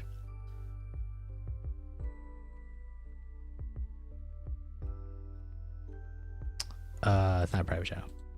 Oops, save changes. So basically, someday when we get more and more people watching, and you know they check out the podcast and we say something funny, kind of like take like Lance in that one short I had like a couple months ago where he would bathe in 600-degree water in a bathtub, right? If someone makes really cool fan art of it, and they're totally down with it, and everyone loves it, I would love to have run a competition a little bit, like a little fun art competition. Once a month, I would like to release like a new poster of fan art of us. This idea will absolutely have to wait until we get way more people watching and checking us out and stuff like that and being there on a consistent basis. But I would love to do fan art of that. Of like us, and then being able to sell that artwork and then giving a good chunk of the money to the artist. That way they can help promote their work, they can get paid for their work. It gives us new merch for people to buy, not only the poster but also, you know, whatever else merch possible that we have there. And overall, you know, hopefully everyone makes good money from it, and it really helps out. But that's kind of one of the ideas I have. Hello Gage, welcome to the stream. Hope you're having a good day today. But yeah, hats. I really like Ray's stuff for what he's made. So we'll have hats and sweaters and all that stuff. I would like really cute pins as well. So we'll definitely sell pins too. I really enjoy pin art. They're great. So imagine our CODO coffee or our capybara, you know, stuff like that. A ham sandwich. Jerry B. You know, it's not that you guys meme on me all the time as we go through streams and stuff like that. So talking Weeb Power Hour merch, kind of, yeah, kind of just like I was just talking about like trying to get a big warehouse so I can have I could build the Weeb Power Hour studio and stuff like that, and have a section for merch, and then kind kind of got into like what kind of merch ideas do I have in general. So way into the future. But yeah, shirts are an easy one, and pins and posters and stuff like that. So but yeah, I think these posters are really cool, and to have them limited would be pretty cool too. But I want to be able to find artists to make these posters. So I definitely want to do like an art competition of the month kind of thing, and then every month would be a new poster for everybody to buy, and it'd be like a limited time only, and then most of the money that gets made from those prints can go straight to the artist, so they can get some free publicity, they can get money, and go from there. Pins of the host head, yeah, the avatar heads are definitely going to get pins, for sure, especially like since we made a whole bunch of other avatar heads. And I just talked to Flinchy yesterday, and she's actually she finally got some time to start working on the Legend of Zelda heads. So I don't know when those are going to be done. I don't know if they're going to be done by the time we start Wind Waker, but I'm hoping sometime during that playthrough I can transition over to the heads. But yeah, the Pokemon heads are great. I love the Pokemon heads. The Mario heads, like, who wouldn't want me as Rosalina as a pin? Come on, I'm hot. But yeah, so I think we have some really good ones. Flinchy as Mario. Lance as Bowsette. He could have had Luigi, but we were like, it'd be really funny if Flinchy would just have her bitches for that playthrough. So that's why we even made Avery Peach with his actual mustache. Avery has that mustache, so we thought it was really funny to put that in. So that's adorable. Yeah, so I keep forgetting too, every time I do a Mario game, that I should change my avatar to my Rosalina avatar, but I always forget. So next time I play a Mario game, guys, and you don't see my avatar head like this, remind me to change it, because I always keep forgetting to do it. I don't want Peter. You don't want Peter's Rosalina. I want a Peter Rosalina sticker. Yeah, Eames and corn dogs. Hell yeah.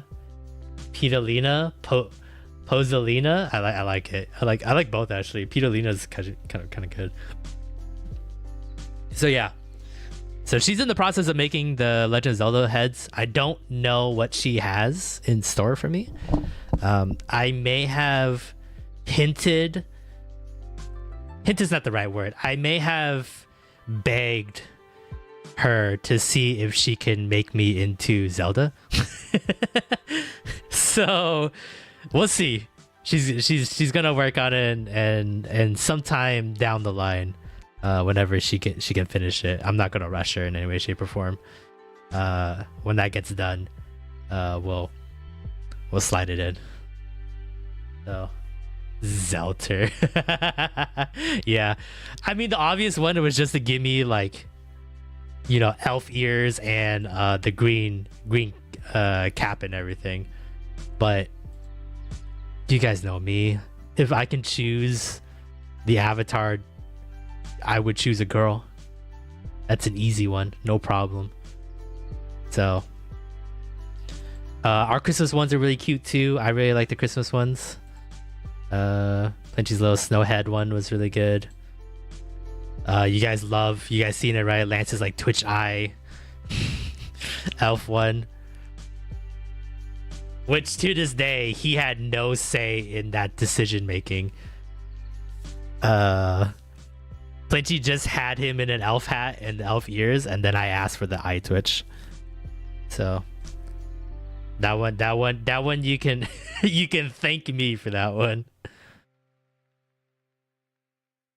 So me and the Santa. So Flinchy makes some pretty good avatar heads for us. So I think making these into pins would be fantastic. Harry Potter. Lance is a vampire. Flinchy has a wolf head. I think that was really cute. So I was just annoyed with Sonic 06. He was so annoyed he left for a couple episodes. So yeah, So definitely pins and stickers of our avatar heads are definitely in the works. So Pokemon hats. So definitely something in the future. I think I have some other stuff. Maybe not. I remember I was in the process of making a t-shirt.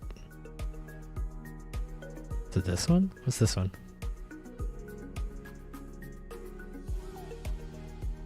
I gotta work on my design skills.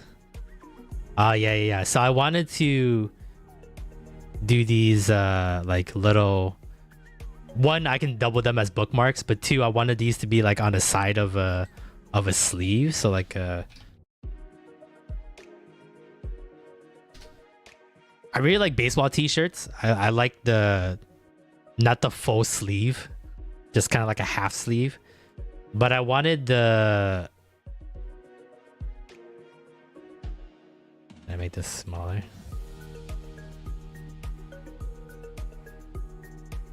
So I kind of wanted like this square like on the side of the arm here. And then everyone gets like their own color. And I kind of went with cherry blossoms because, you know, Japan anime and stuff like that. So I wanted to do something like that, to where your favorite co-host can be on your arm. And then I think I was going to put the Weeb power like on sideways. And then if you wanted a t-shirt with all four of us, then this could be like on the back or maybe on the chest. So the Kai Kissy face is hilarious. You can also thank me for that one because I asked for that. I'm pretty sure it was either me or Plinchy. That was not a Kai choice. I asked for that, and luckily he was happy with the results. So, but yeah, there was that. I don't think I have the images, or do I? What's that out?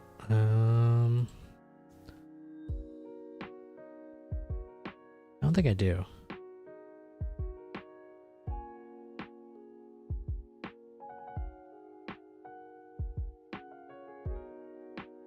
Yeah, I don't think I did.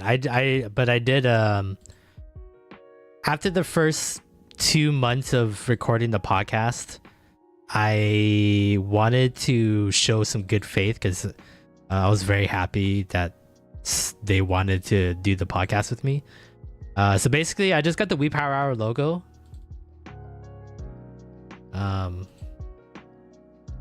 And then I just took the logo and I got these baseball tees. I got like black and white ones, so it's pretty much like closer to this. Yeah, probably like closer to that. Yeah, actually like this. And then all I did was I grabbed the logo and then I put it right on the top, like underneath the collarbone, kind of where the heart is. So I just put the logo there and then I bought everyone their shirt size and sent it over. So Lance, Kai, and Matt and myself have the original, very first We Power Hour merch.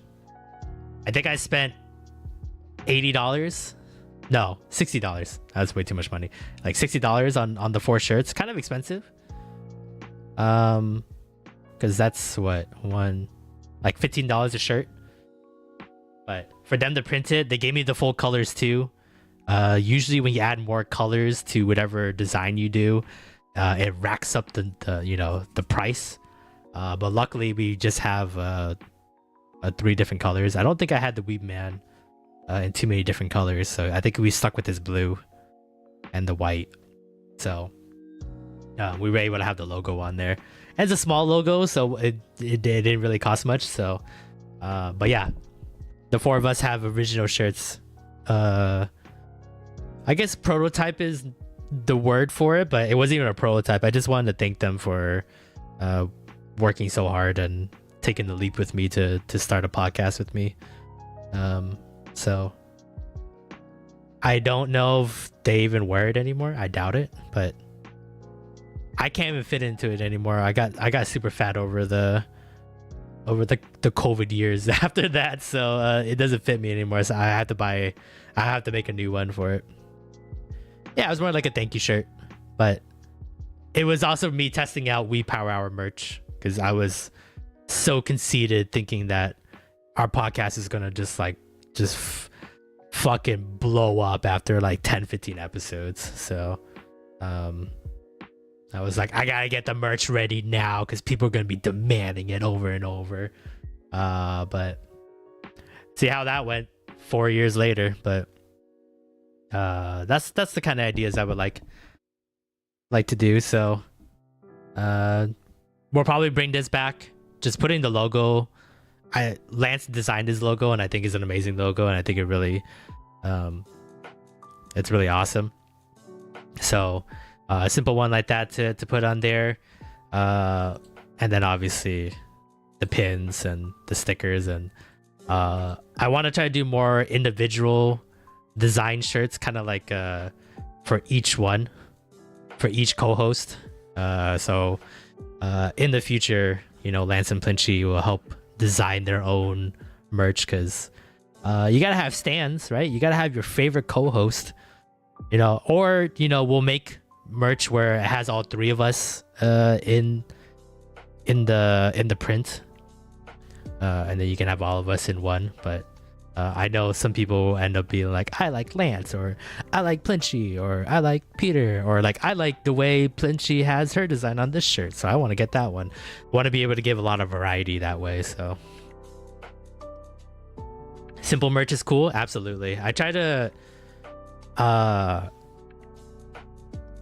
like keep it as cool, not cool, but I like graphic tees, but it depends on the context of the graphic tee, and I don't think what we have currently at the Weeb Power Hour constitute a big graphic on the tee. So I want to try to keep it as simple as possible, especially on the front side. But I like designs on sleeves, and I would like to try to integrate the podcast on those sleeves, whatever design I have. So that's why I had the little blossoms and stuff like that, and put these on the sleeves, and maybe cut out the square part and just have it go down the arm. I have to see it. I have to like actually put it on there. But this is like a random concept idea I had years ago.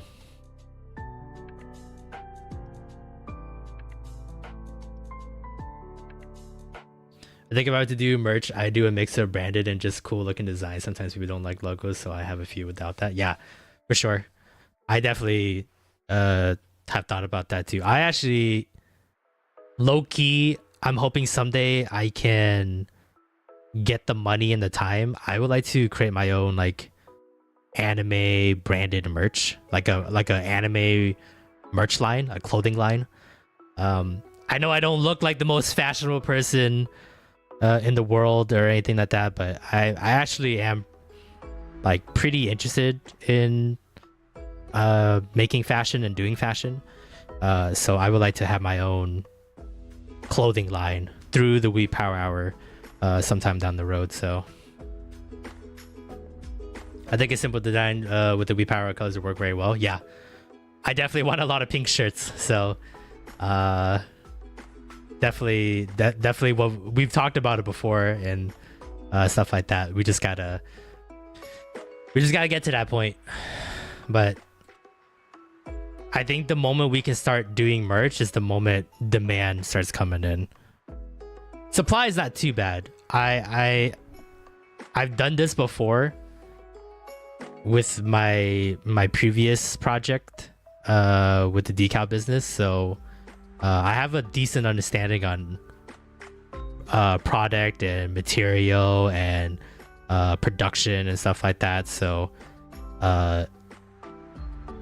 supplying it isn't going to be too hard. It's just we need a demand for it. It would make a nice hoodie. Yeah, we definitely easy like hoodies and stuff like that. Just the simple We Power Hour logo on it or something like that, and you know, have it in different colors. So our tagline is like same weeb time, same weeb place. We say that like at the end of every episode, so I kind of want to have that text kind of on the chest as well, not the full like across the chest, but like kind of in the corner where we had the We Power Hour logo and stuff like that. So I have a lot of ideas. I just I need the money in the capital. People pay me, please. Peter does it all: sports, fashion, podcasting, gaming. Not everything, but I am interested in a lot of stuff, and I never act upon it because I feel like I never deserve to pursue those kind of interests or hobbies or dreams. But telling myself if I want to do something, I should just do it. So I'm definitely gonna try to find a lot of help along the way to help me make these visions come true. So Peter Vautrez, yeah. Also add a We Power Hour manga cafe into that mix too. I want to be a cafe owner. And also I want to make my own anime and my own manga. There's a lot of stuff I want to do. Make my own video game. Believe me, when you start uploading soon, I'm sure your channel will grow more. It just takes time. Sure. And we'll, you know, that journey will start on Thursday. So a Cappy Cat Cafe. I would love to open up my own anime cafe. I don't know if Capybara would be really capable, but Capybara hoodie. Hey yo, Cappuccino. I want this. This is cute.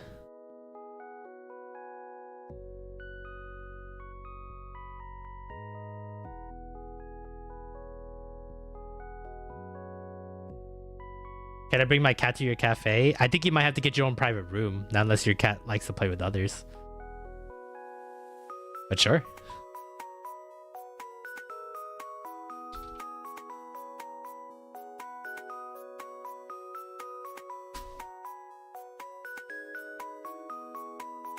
Gage is actually going to travel? Yeah. I wouldn't mind setting this up. Like a cool cat cafe. I mean, originally I just want a manga cafe. But if I can like get it really big,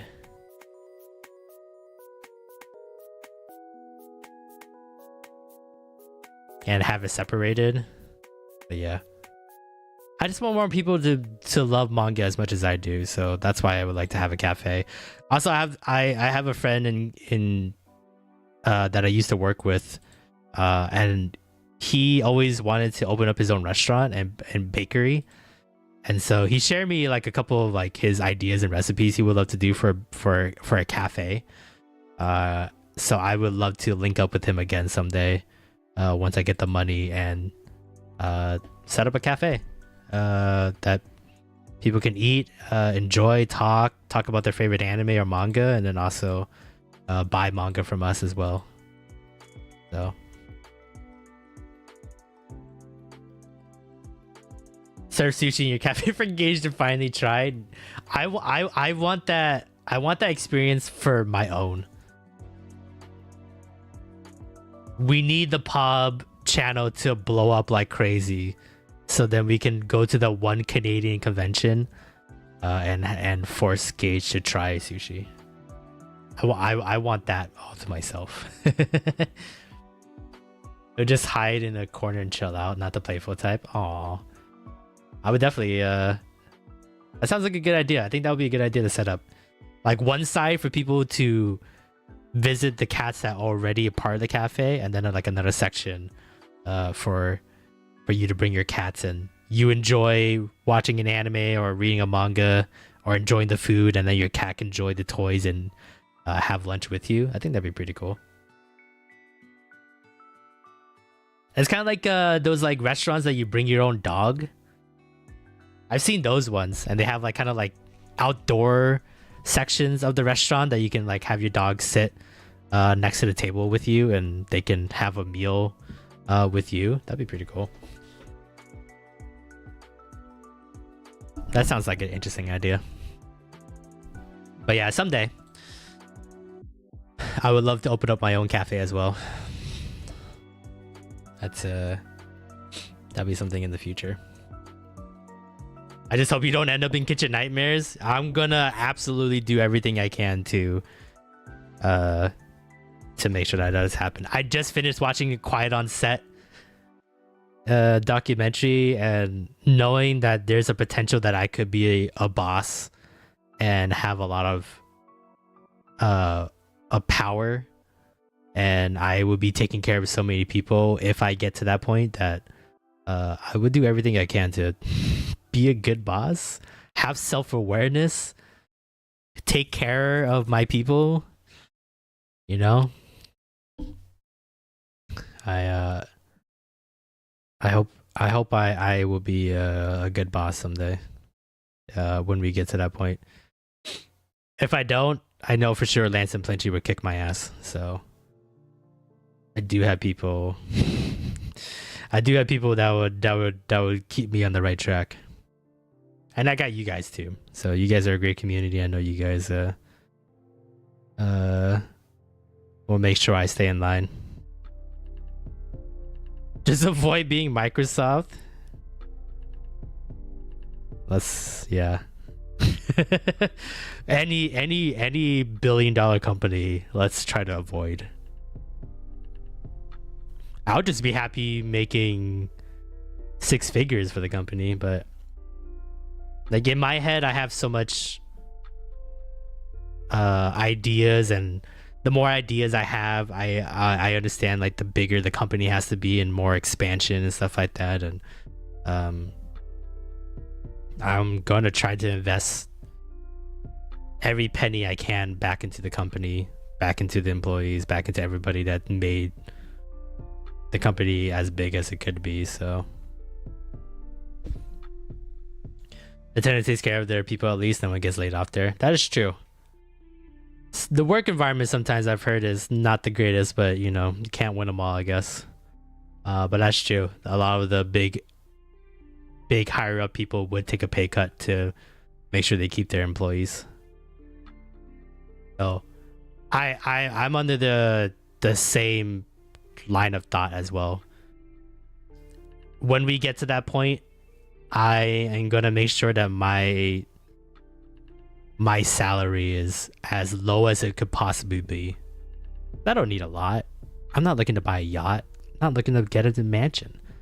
Just want a safe place to live and call home. Not worry about how much money I have in the bank when I order fast food, and buy my collectibles and my video games.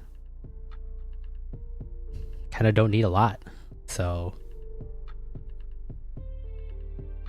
you want to actually cut his own pay to increase his employees' pay? Yeah, he was a great guy. Rest in peace.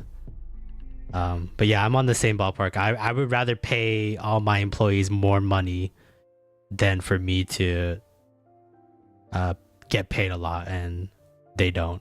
So especially since like all the work that I do now, I have to pass on to them, and I know how shitty the work can be sometimes, and if I don't pay them, then what's the point?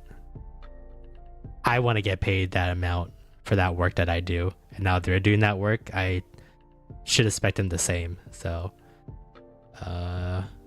yeah, I don't know, we'll see.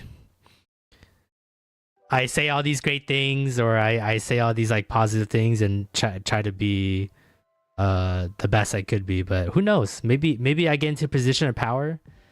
Maybe I get so much money in the future that I just become Dan Schneider. I just become an absolute asshole of a person. Who knows? I don't know. I feel like that's being pessimistic, but I just don't. It's just crazy to me how people can change so easily because of it. And then who am I to say I will never change if my circumstances change? Lucky and I would kick your ass back in the shape for you, and that's nice. Thank you. I really appreciate it, honestly. So that's like the one thing that scares me, because I've always been a guy that's a follower and not a leader, but these past couple projects I've been working on, I put myself in the driver's seat. I try to put myself as the leader.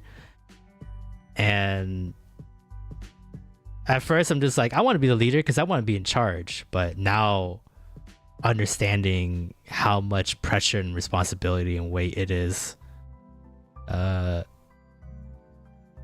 know, sometimes it scares me that I'm only doing this on a small scale and I can feel the pressure a little bit. What happens when it becomes a large scale? And I'm interested to see where I go from there as a person. Man, this got heavy fast, but yeah. Damn that documentary.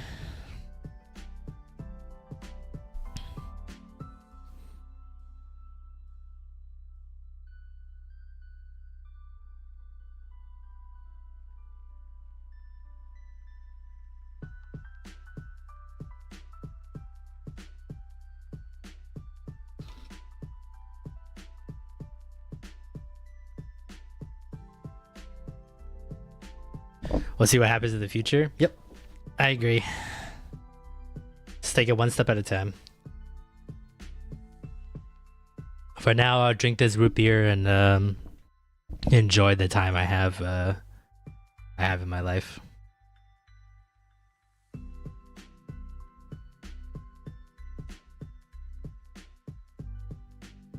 So how are you doing, Gage? Are you done with editing tomorrow's Animal Crossing episode?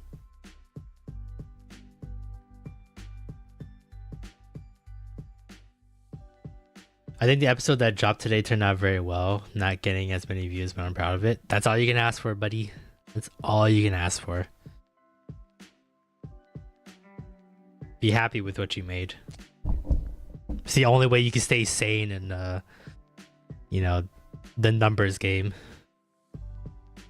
Crab grab. Oh no, not the crabs.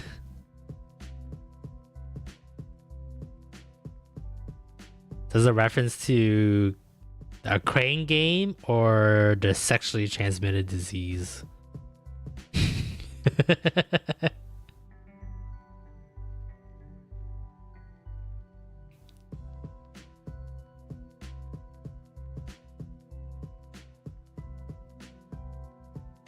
The creature? Oh man, it was D all the above.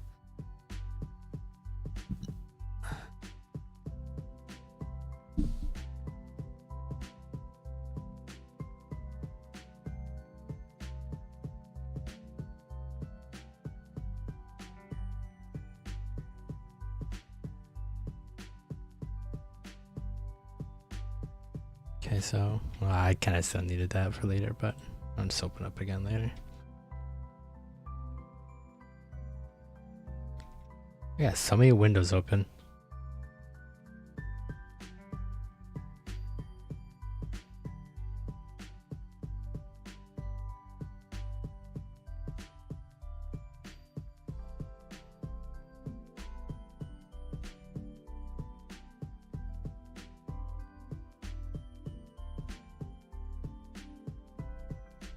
I only need to hunt for one more fish before I can safely sail to the end of the month. Nice. How did that graphic work out for you? Were you satisfied with the graphic that you were working on last night? I know you said you took a while to get it done. Were you happy with how it came out?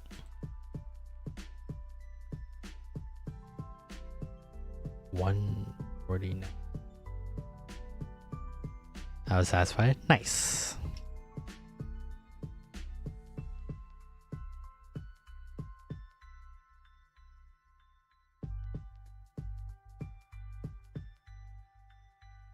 That's good to hear.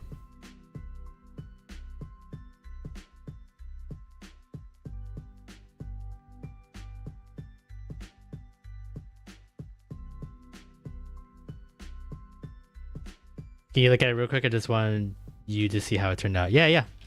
Can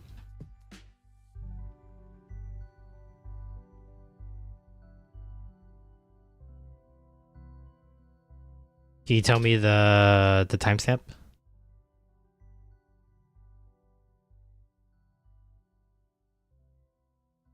(8:44). Okay, thank you.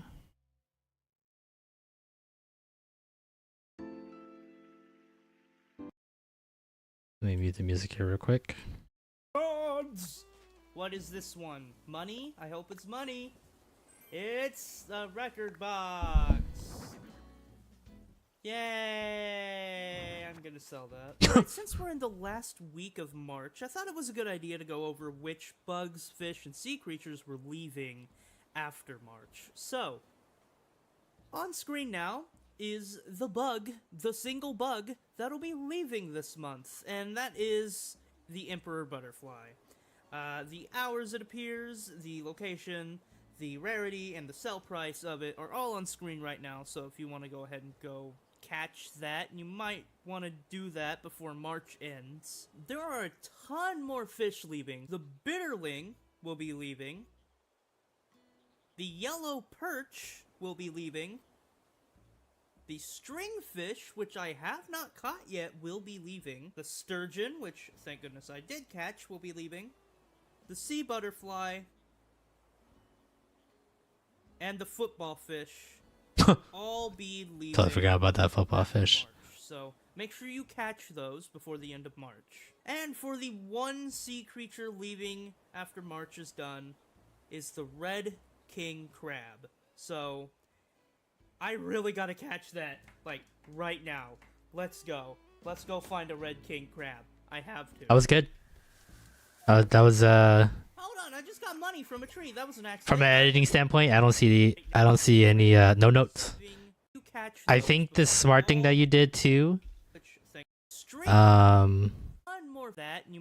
was setting this, like having this like as your backdrop was smart, and then putting the Gaussian and blur behind it or on top of it so you can focus on that was really a good idea.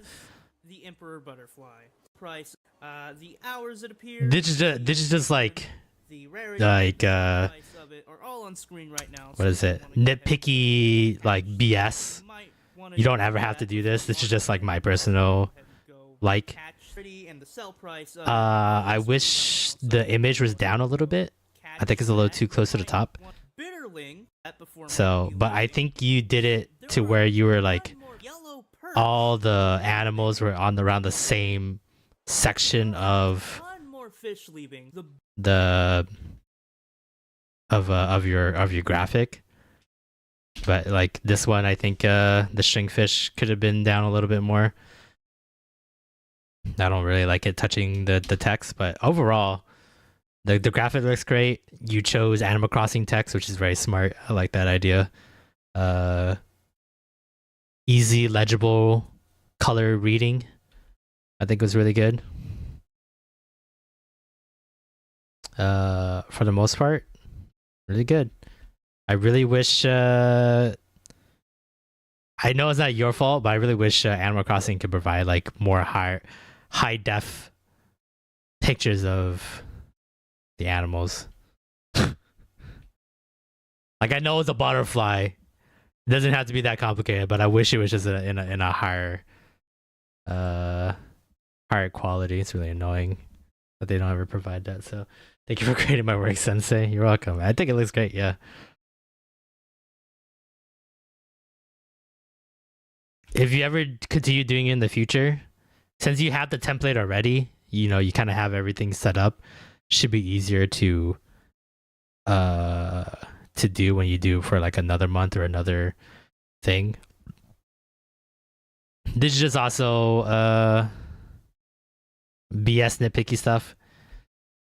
Maybe change the color of the common word and rare and very rare, just to kind of give it like a, ooh, this one gets a special color because it's very rare or like super rare and stuff like that. Kind of like, you know, like SSR in gacha games and stuff like that. That's always I think that kind of helps like feed the idea like this is a really rare crazy color, you know, pay attention, like this one is going to be very hard for you to get, especially since you, on top of trying to be entertaining for the video game, you're also trying to be informative.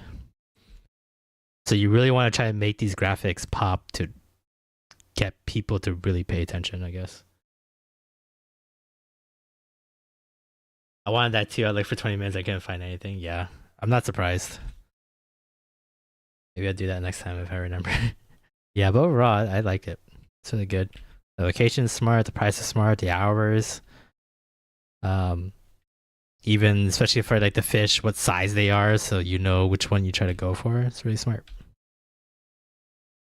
But I think having this this set your scene of you sitting on the stump, it's really good. Doing this is more of like an actual like video essay. I don't know if you like realize that or not, but like you setting your scene up like this is more video essay than like just playing the video game.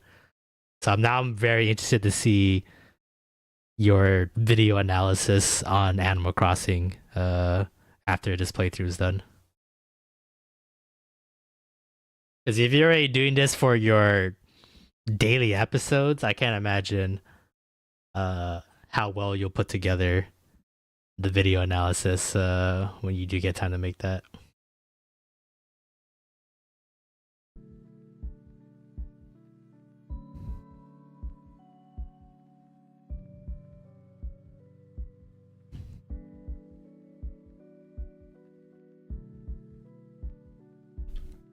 IMO.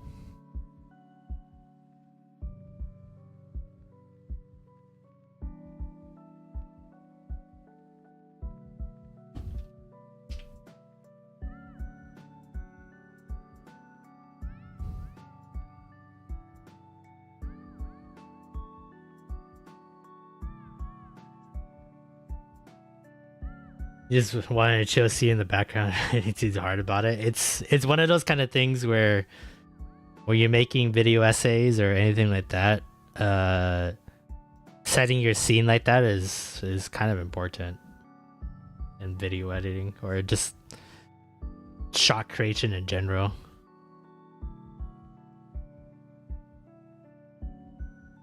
So just keep doing what you're doing.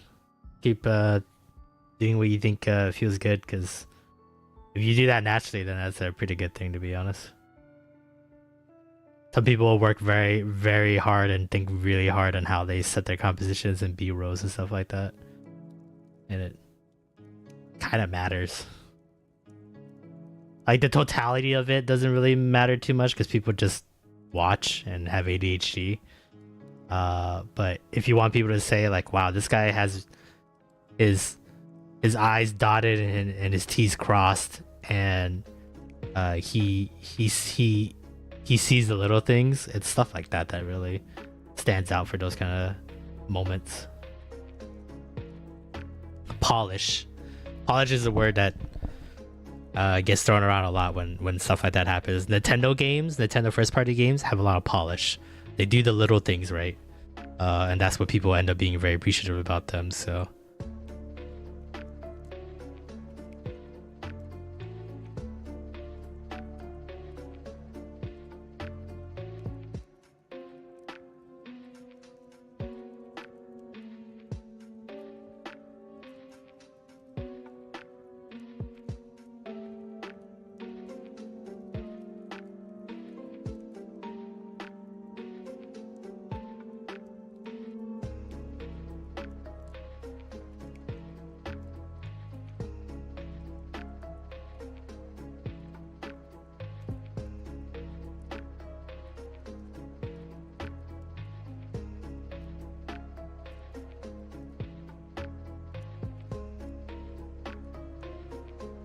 God, I can't wait to complain about this game. Damn. Harsh feelings.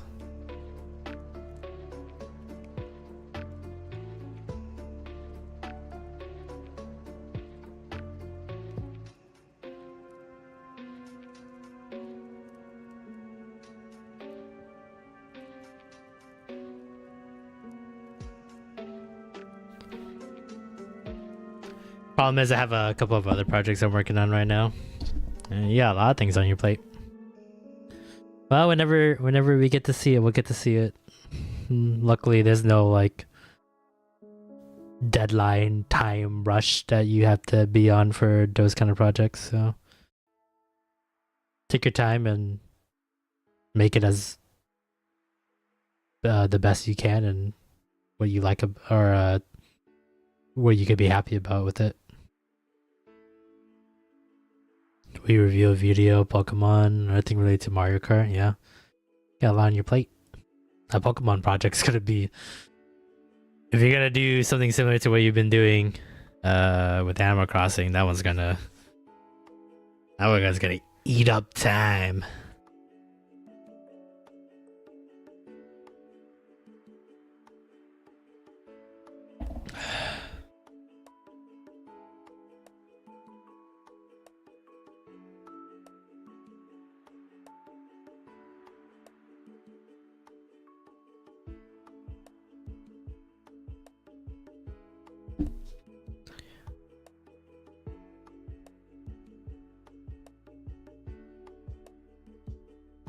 Pokemon would not be an everyday thing. Oh, I don't think it would either, honestly.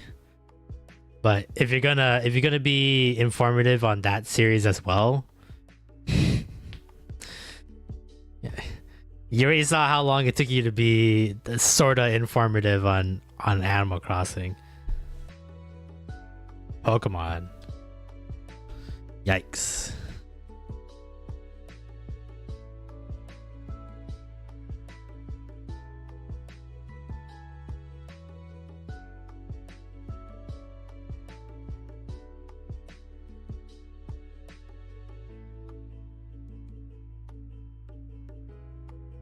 Pokemon might kill me. You'll be fine.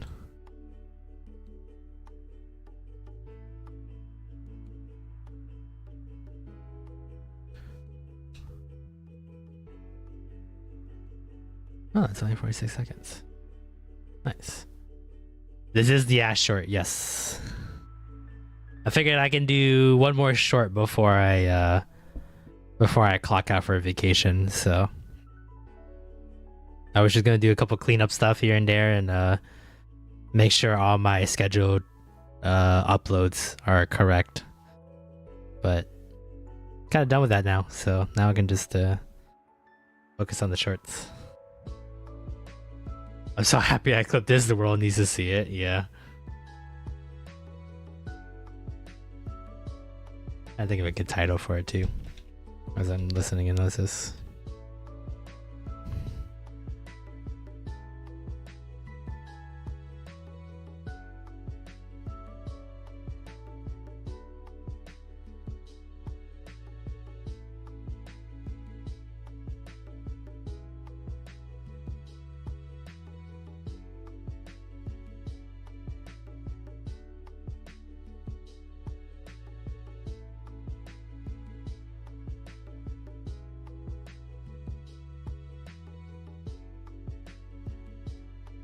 Sometimes I don't even know what to call my own videos. Same.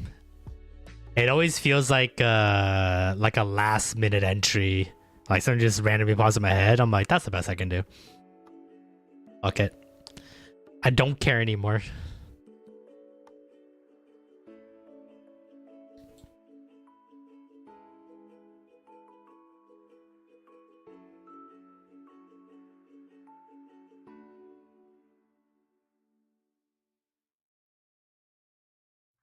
So it's the ones that don't put too much effort into that gets the views. Yeah.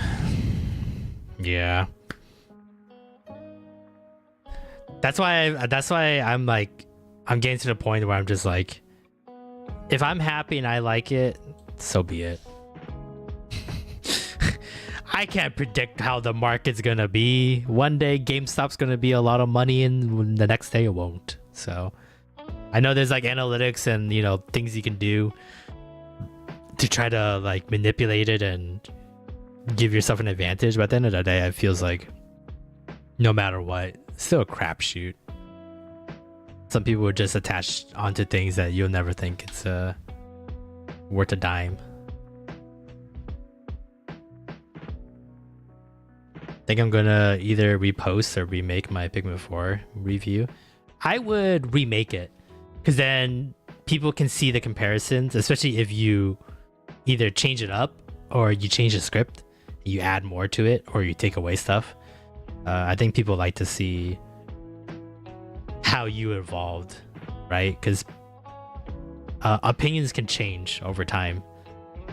You know, you could play the game again, you might have a different experience, or you may have heard something that changes your opinion about something. So I think it's just better just to keep it.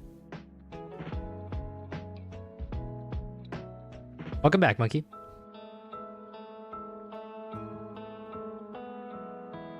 Probably gonna play it on stream then. Ooh.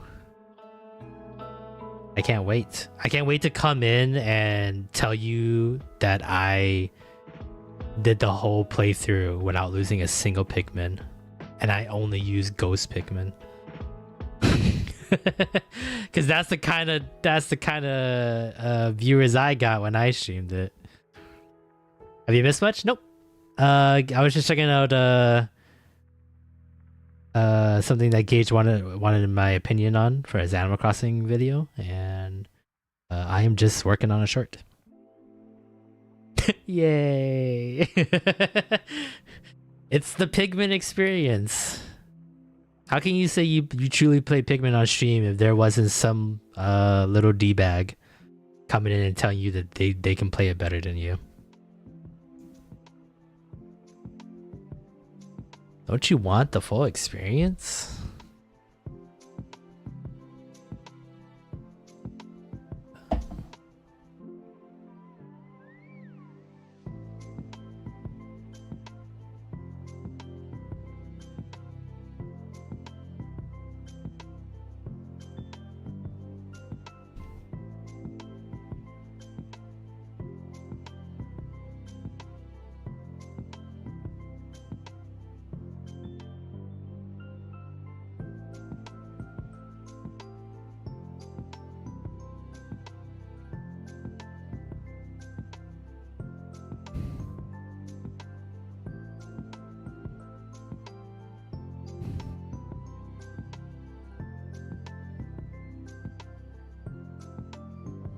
It sure doesn't mean incredibly long. 30-second short? Yeah, why not? Don't need to be super long. I'll stick with my basic gas experience. Boo. On that topic, I reached a 10,000 depth in the second game. Oh, nice. So you're almost done then, right? You're getting there? I'm glad you're having a lot of fun with Pikmin 2.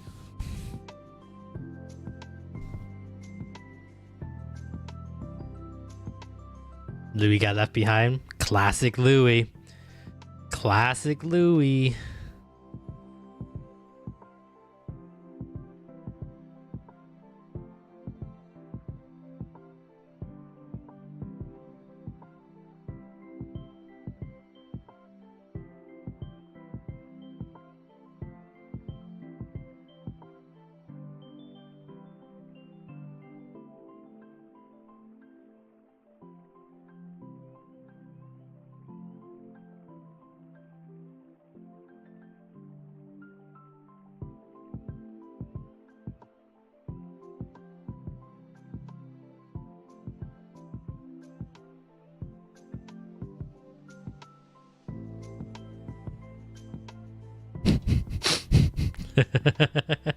This clip is stupid.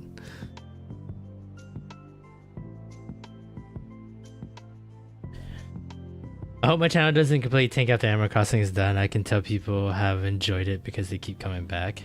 They didn't come just because of Animal Crossing, my dude. They came because it's you.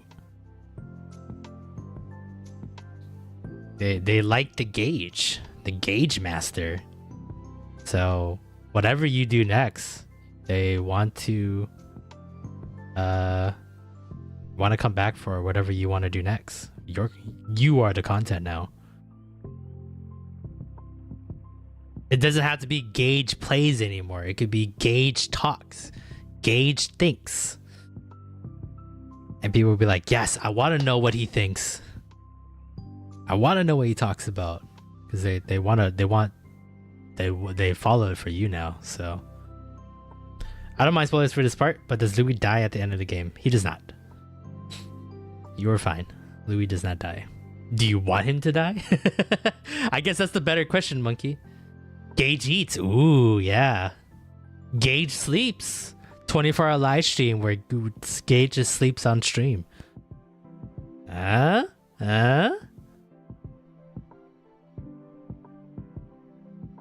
I love Louis. Okay. It kind of sounds like you're like sort of hoping he perishes at the end of the game, but no, he's good. I sure hope you're right. We'll see with Pokemon. Even if I'm not right, there's probably still a percentage of them that will stay because it's you, and not because of a particular game that you played. And that's kind of the community you would want more than anything. So you're kind of weeding out the weak, you know. You're kind of hurting the strong only. I just want to know just in case so I can prepare myself, but now I don't have to worry. Nope, you don't have to worry. Just save him. Clear that depth and save his ass.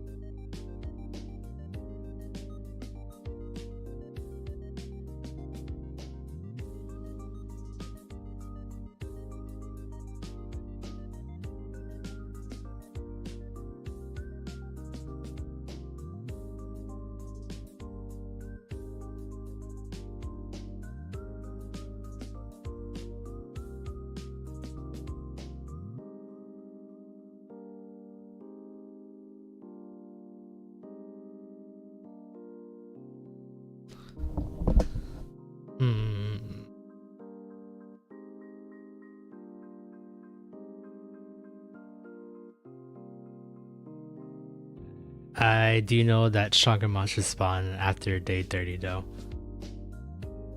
Yes? I don't remember.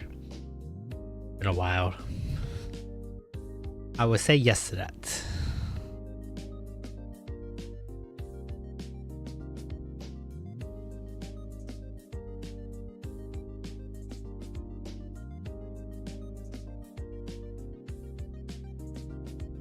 That's just what I heard.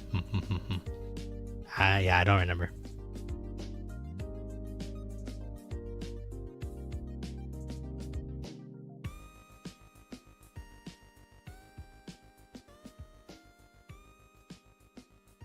I should probably mention that after Animal Crossing is done on the 31st, I'm not actually finished the project. Yeah, I think you said you wanted to come back on holidays, right?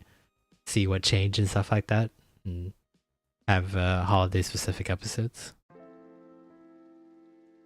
No, unless we get a 365 days straight of Animal Crossing. You probably your heart probably stopped just hearing that. I need to make schedule, but I want to occasionally come back for holidays and birthdays. That'd be really cool. Maybe like an end of the month kind of thing, just to see. Actually, I guess it wouldn't really matter because you're not playing it throughout the whole month.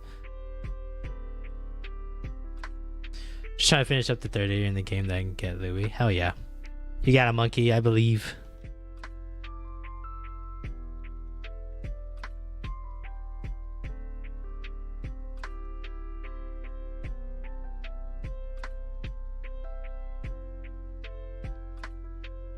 Adobe's really laggy for me today.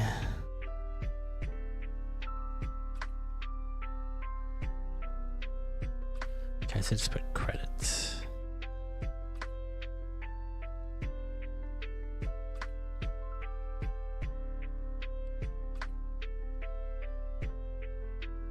Okay, game is still place.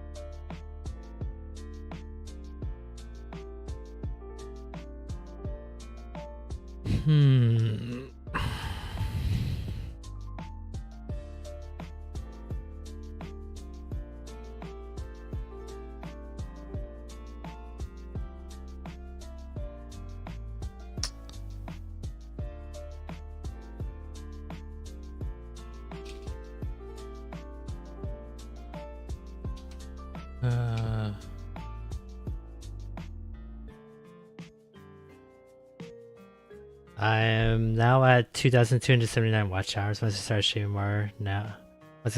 more I'm hoping it shoots up quickly. Nice. I hate how all of a sudden YouTube needs a week. I don't know if you saw it on your YouTube Studio app, but every time I check the earn button and see my eligibility, it's like showing data as of March 21st, 2024. I'm like, wait, that's so long ago. You're a $1 billion company. You can't figure out what my numbers are right from the get-go when I ask for it. Then what the are we doing here? Yeah, right? It's crazy. It bothers me so much. I guess this is gonna stop me from looking at it every day and being obsessed with it. So I guess that's like, it helps me be healthier. But I would like to know my numbers, you know? A whole week dictates what I do for the week, you know? Like if my numbers look bad, then I gotta break the glass and pull out a Pokemon or a Zelda game to get my numbers back. So yeah, it is silly to not know my numbers. I was okay with like 24-hour waits and the gap between that, but almost a whole week, it's crazy. Getting at least 3 or 4 hours per episode, nice.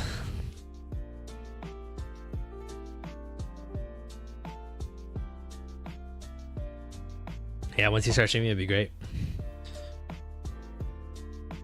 I'm doing these BS work streams and I get like 10 hours at minimum. It's amazing. Damn, 70 hours on the first episode. Makes sense though. First episodes are always like that for any new series. People are just so interested in what's happening, what's starting, and then they go from there. They're interested or not interested.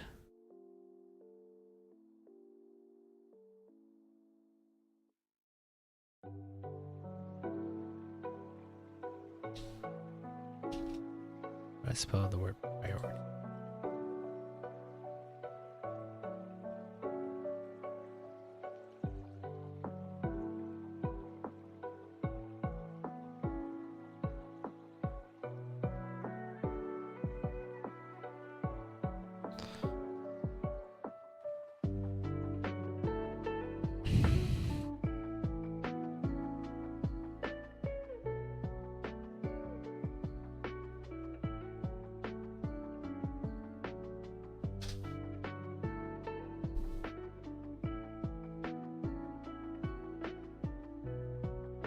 Damn, 500 views? Get him, guy, get him.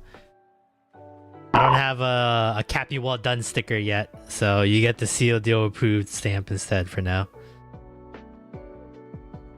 think I'll be able to hold people's attention longer with the Weeb review. Yeah, well, different content. That type of content will really show you how well your script is and how well your videos are edited to keep people's attention span.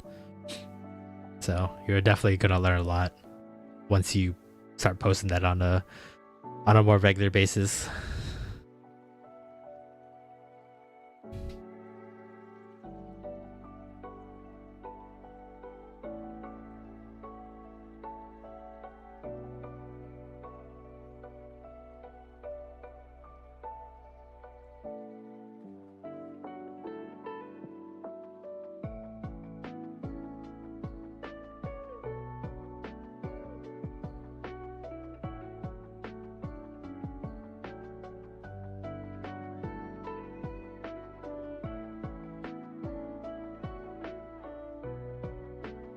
The mask is never right.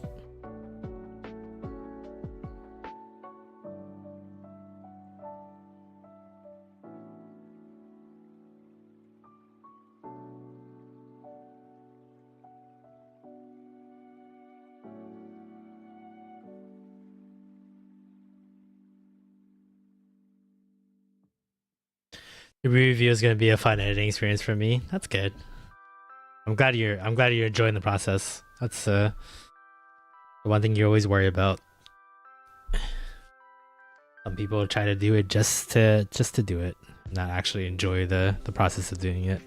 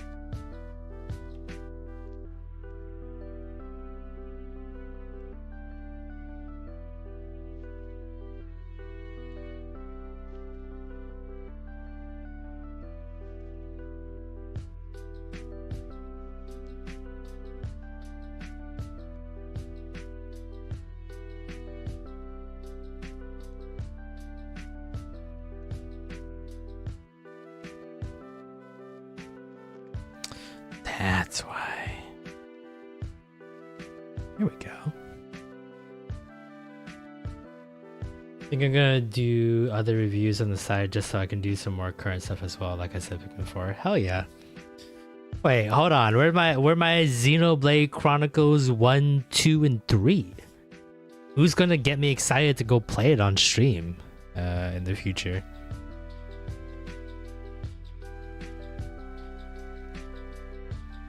I love syncing my channel by playing RPG games. Who's gonna get me excited about it? Where are my Xenoblade Chronicle reviews? Huh?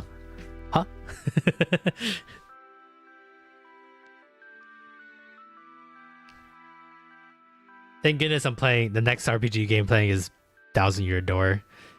At least that was a fan favorite. I don't think I'm gonna lose too much numbers from that playthrough when that game comes out.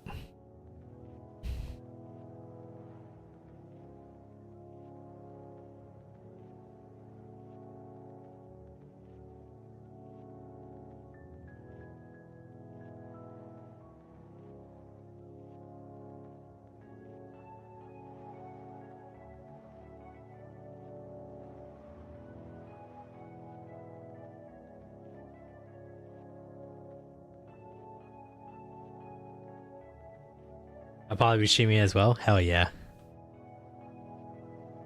It's a game you can't not stream, man. Everybody's gonna be streaming it. I just want to play it right off the day one, man. I'm so excited to play that game.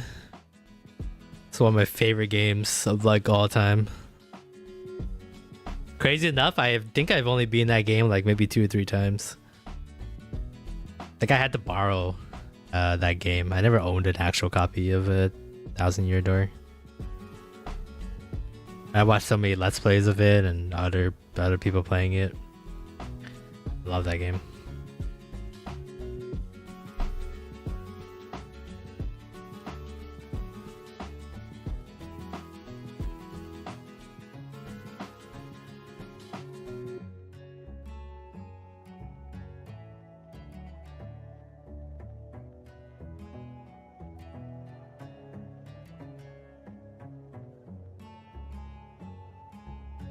Don't forget to use your Rosaline avatar for it too. I will. I will smash that Rosaline avatar all over any Mario projects. Like I'll stream Paper Mario 64 first because I've never been in it. Sadly, I'm going backwards. I rated Super Paper Mario, so at this point I might as well just go backwards and just play the 64 version last. 1000 Year Door releases at the end of May, so most of my April streams will probably be Paper Mario 64. Nice. I could probably be. I don't know. Nah, I'll just do 1000 Year Door first. I was like, I think I could beat Paper Mario 64 in like a handful of streams, but I want to do some other games after Wind Waker's done. I think Wind Waker's probably gonna take me all month. All month is gonna be Wind Waker.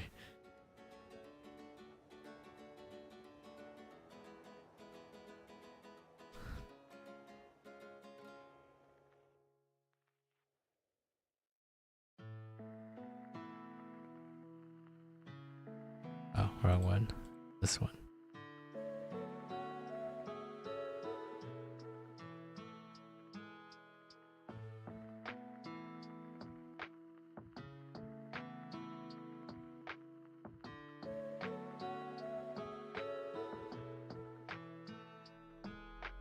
Okay.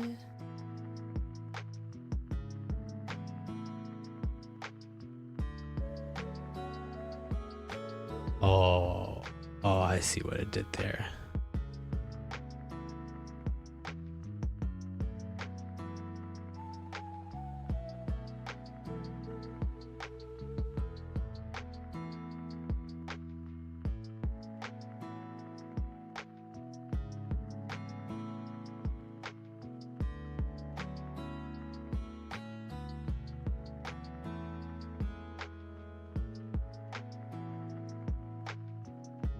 Why is that so fast?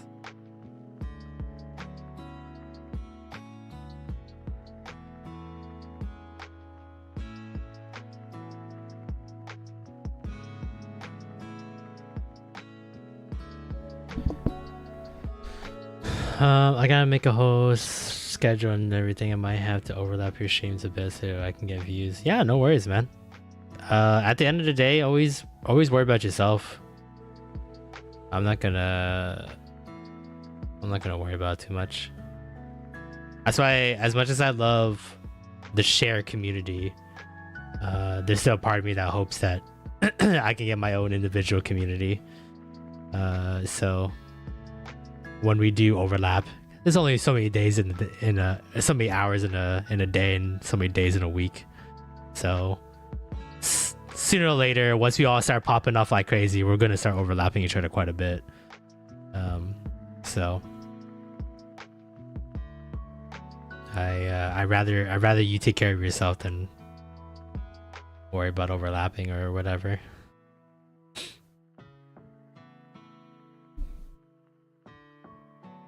I mean, it's kind of my fault anyway. I stream a lot. It's like I kind of cover a lot of hours throughout the week. That's kind of on me.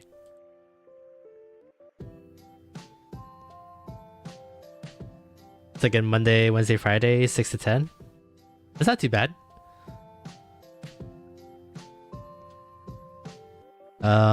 What is it? I think Flops is thinking about streaming on that Monday and Friday too. But he said he's gonna have to see after he starts his second job where time would take him. That's good though. If he does do Monday and Friday, then there'll be 2 pop members on those 2 days that we usually have empty. 12 hours a week? That's not too bad. It's a pretty good. I think that's like the minimum. 3 days a week, at least 4 hours per stream. I think you're doing it right.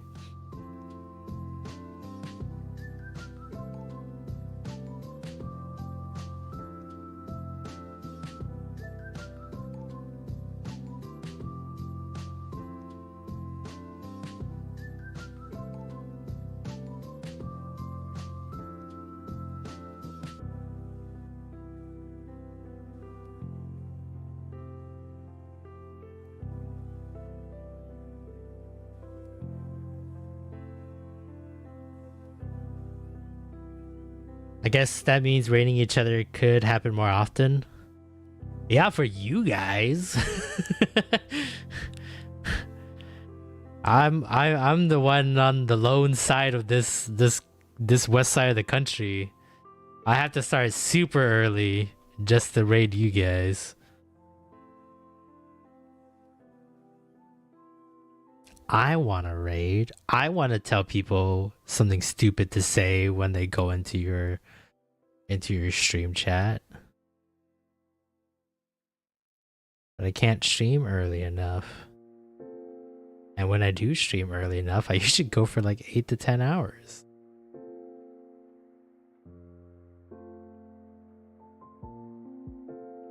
Woe is me.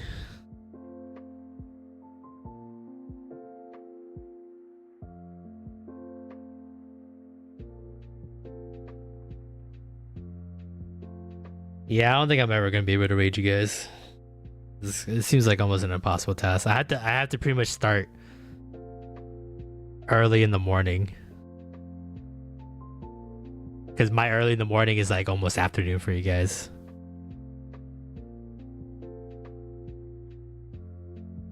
Yeah, you guys are 2 hours ahead of me, so like technically I would have to start at like 8 a.m. my time, 10 a.m. your time, and then go for like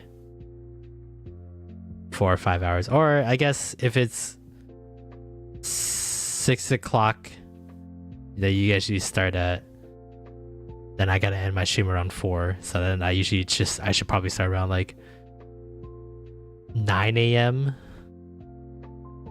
No, 11 a.m. I gotta start at 11 a.m. and then go 11 to 4 p.m. And then it should be 6 p.m. for you guys, and then I can send people over. But I'm the smallest channel, so I don't really have a lot of people.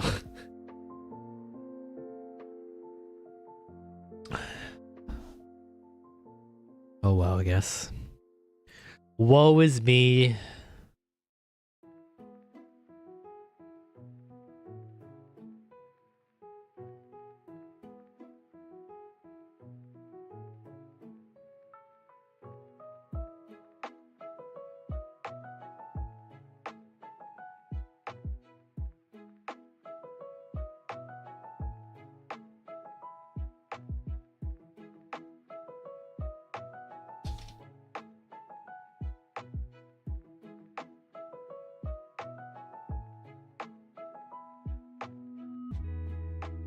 Ooh, you know what? This is a better title. How do you spell assets?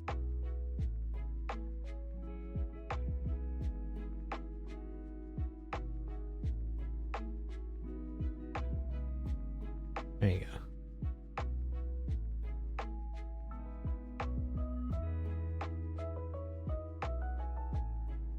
Da-da-da.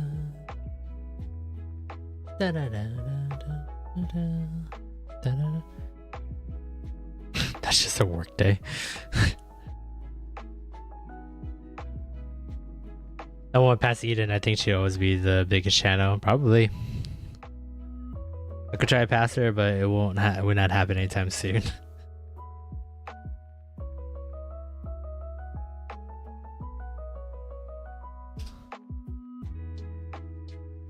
We will see.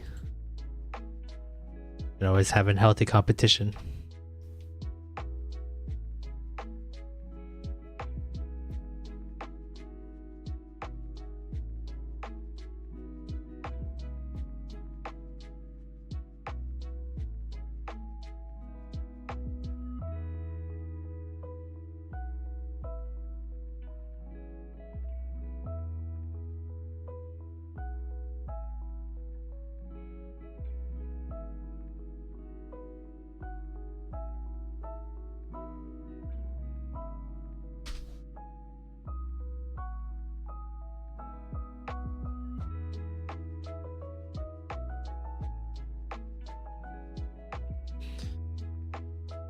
So think Weeb review will work well? You'll be fine.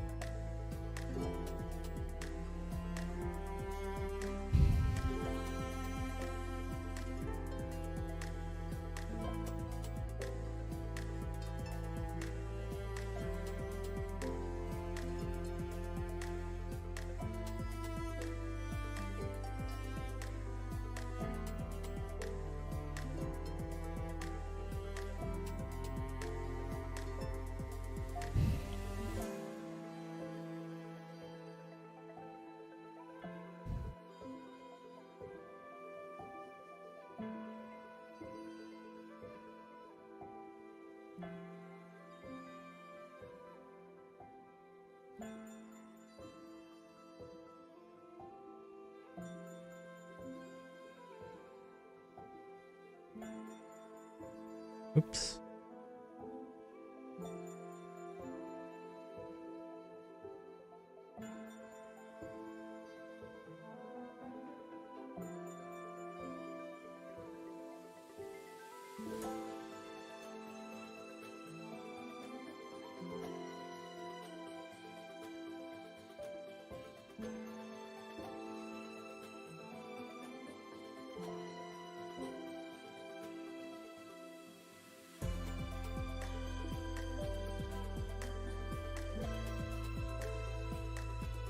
Damn.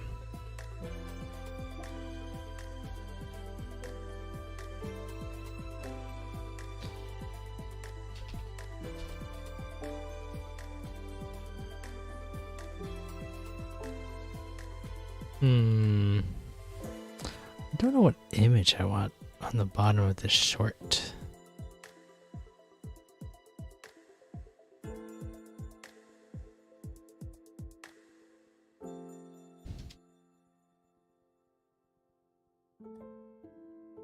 Oh, peaches. Peaches is a good one.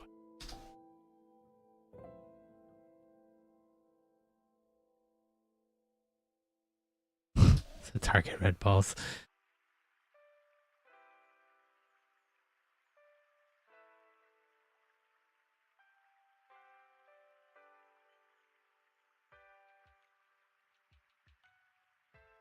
Damn, that one's gripping.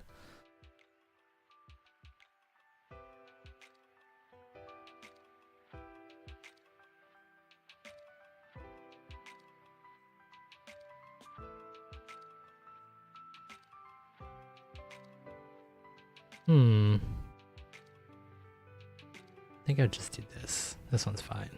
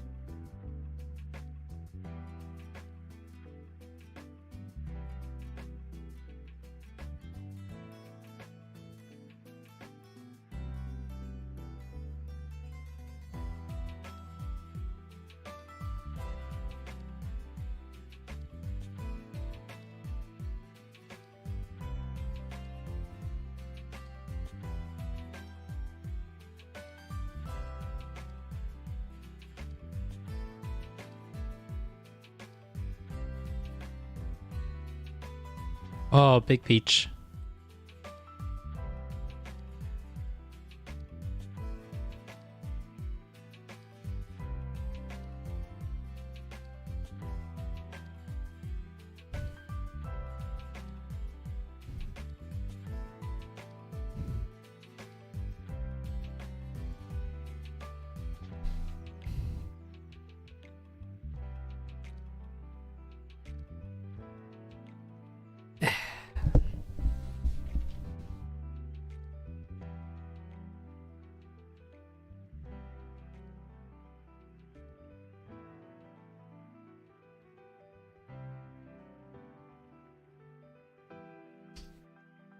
Oops.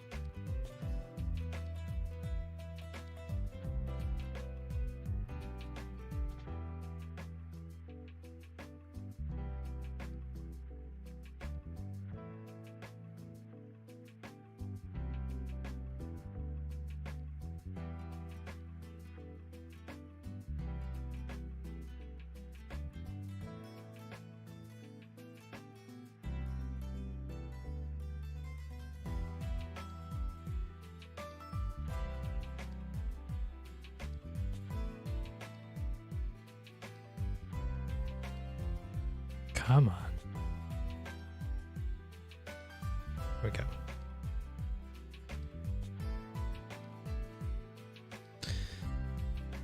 Good enough.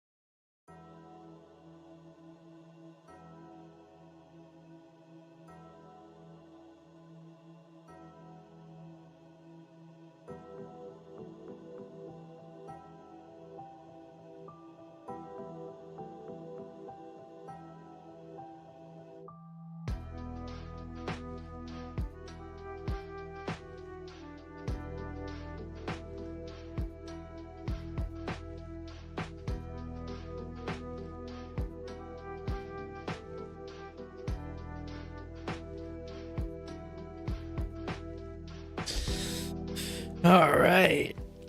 That's another one done. Looks good to me. Oh. Man, I'm tired.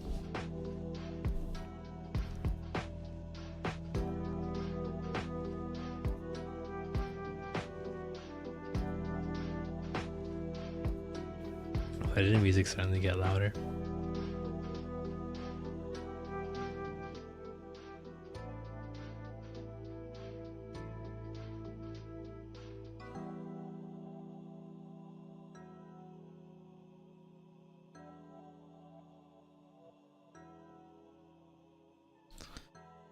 Any baby games I can play? Kinda wanna play something small for the rest of our time here.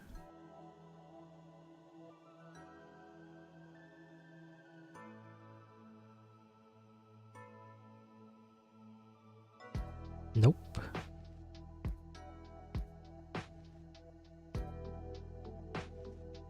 Got nothing.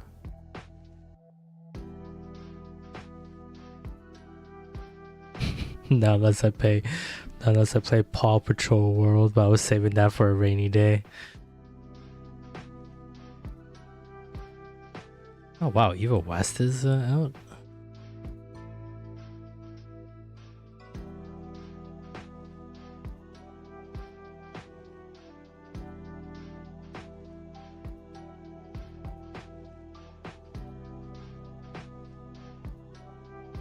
Like sci-fi cowboy, I think, right?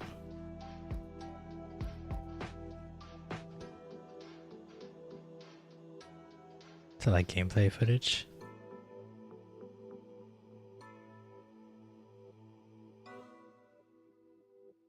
Oh wait, I played this game. I own this game, I think.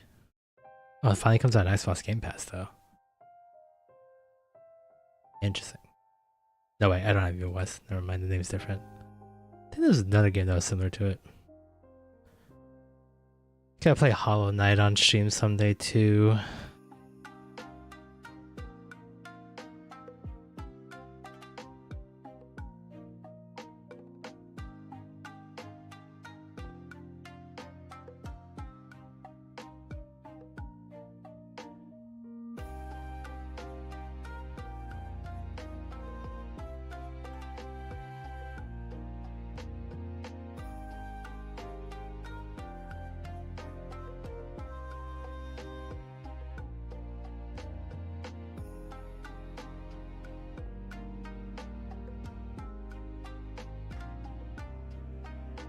What's this?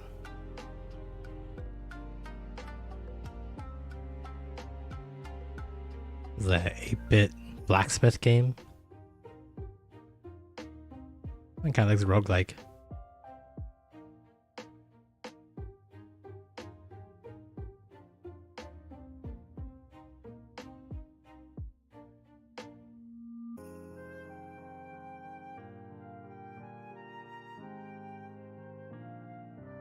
Ahead in Time is a good game for our scene. Yeah, that's another one I've always wanted to play.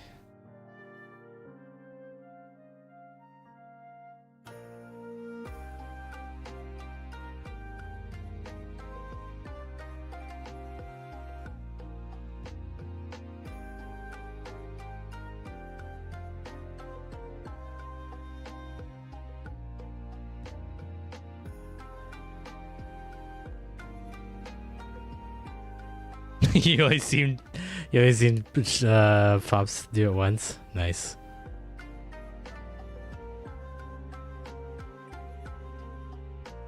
You know what? I know something stupid I can play. I can kill some time.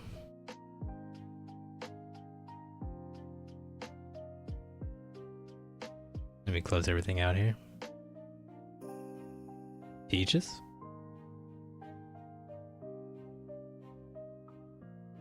Pretty sure I still have it on. Yeah. Stream for like another 30 minutes or so. Play a little power wash simulator.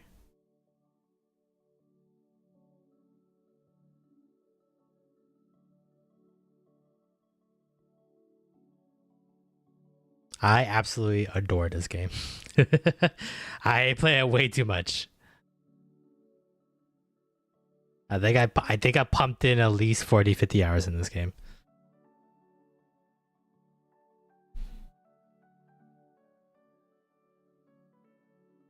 It is satisfying.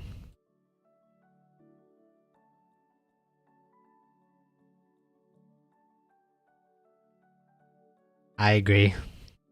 There's a part of me that wants to save up money to buy my own power washer and just power wash random stuff.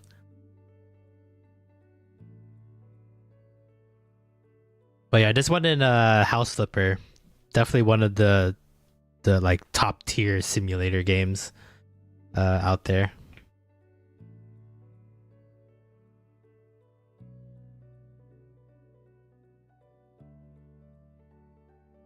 Looks like I've been working on this Aztec rune looking thing.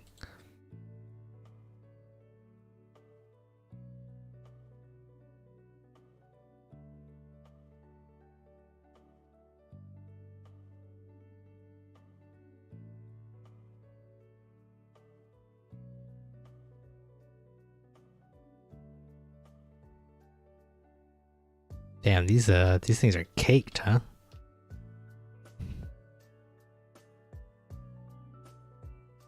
P E A N U T S. That's for all you longtime fans out there of the channel.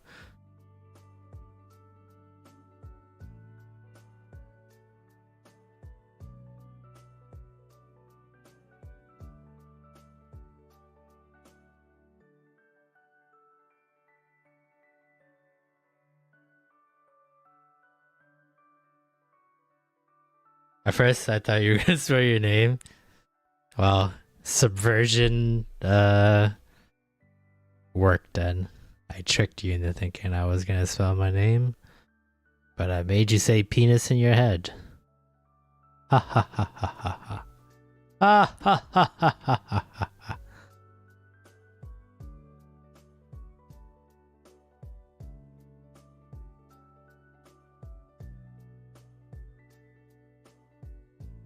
I should probably do like something like this then.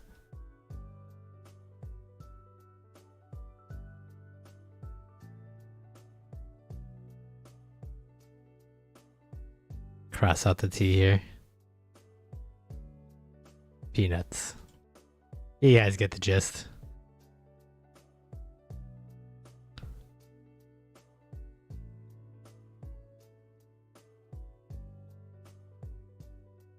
What's the button to look at all the disgusting stuff?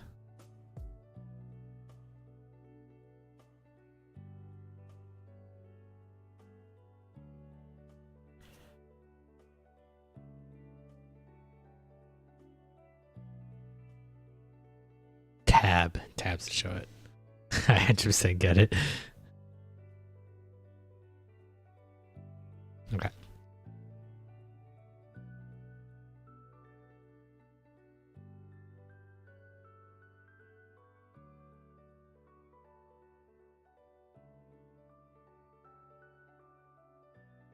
God, I'm so happy they updated this game where your head doesn't shake when you're spinning this like crazy, because it used to be like this, and that would motion sickness the fuck out of me.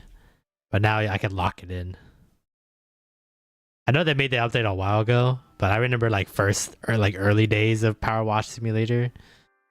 That was really hard. It was really hard for me to play for long periods at a time, or because I would get queasy. What's the button to spin it?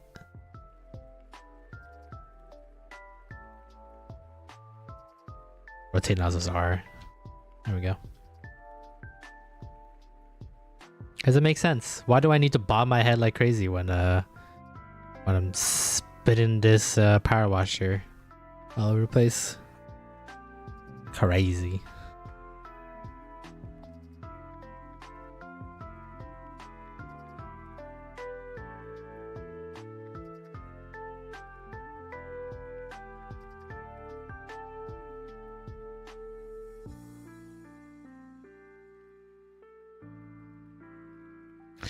It's weird that like I like doing this, but I don't like cleaning in real life.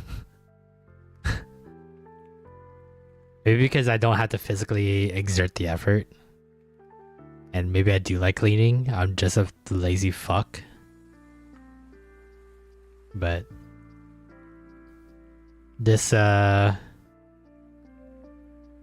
playing this game gives me like a good like sense of relaxation. Just seeing everything getting cleaned is nice.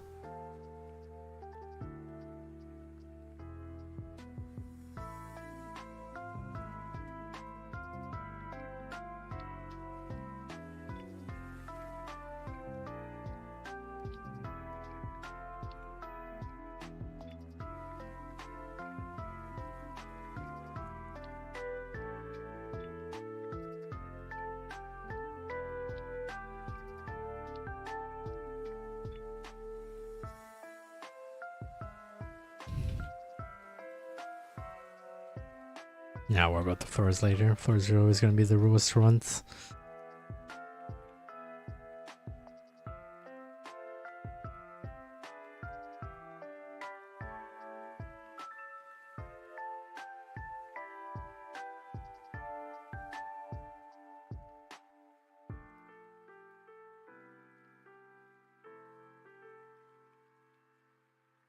Shrow, shrow. Too bad I don't really have anyone that owns this game that would do co-op with me.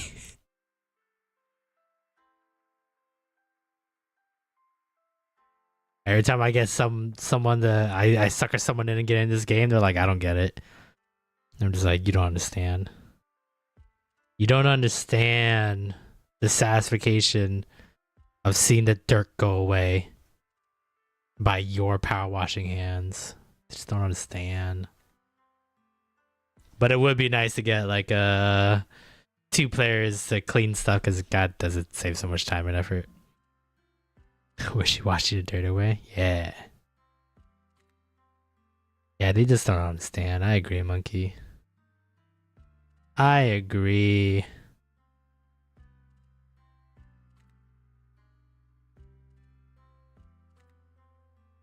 This game is top tier in the simulator world. Don't understand. All they care about is Bum Simulator. I don't know. That's the money for Game Pass. I joined you. Oh, I don't have this on Game Pass though. I bought it with my own 2 hands.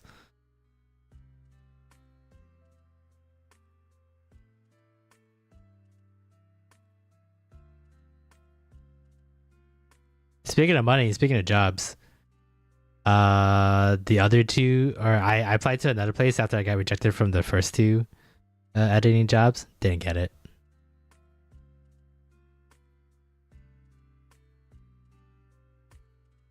It was a video game channel too.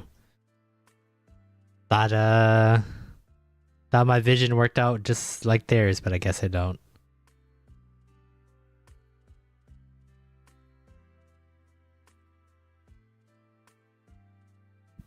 So boohoo, I guess. On to the next one. Don't give up yet. You gotta keep at it. I gotta find like a project. I gotta like find a project that is similar to what a lot of people are looking for on that website, on the YouTube jobs website, and just edit one, knock one out. Or maybe I just gotta look at other people's YouTube channels and see if there's anyone that's needs an editor and just edit one for free.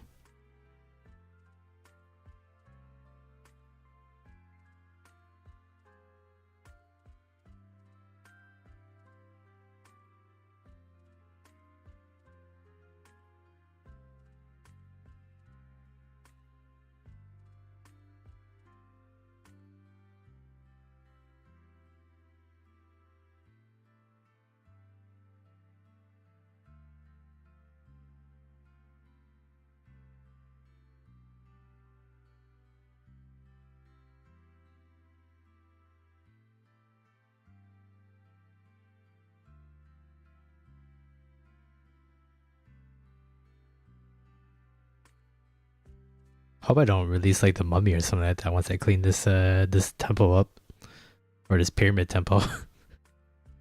Brendan Fraser just cuts through the room. Dwayne the Rock Johnson running after him. The scabbards. Really like that movie, The Mummy. Movie was that was a great series. I wish they kept up with that. I think I like it more than Indiana Jones in terms of like archaeology, archaeologist, hottie, saves the world kind of thing. I like Indiana Jones, but I just like The Mummy better.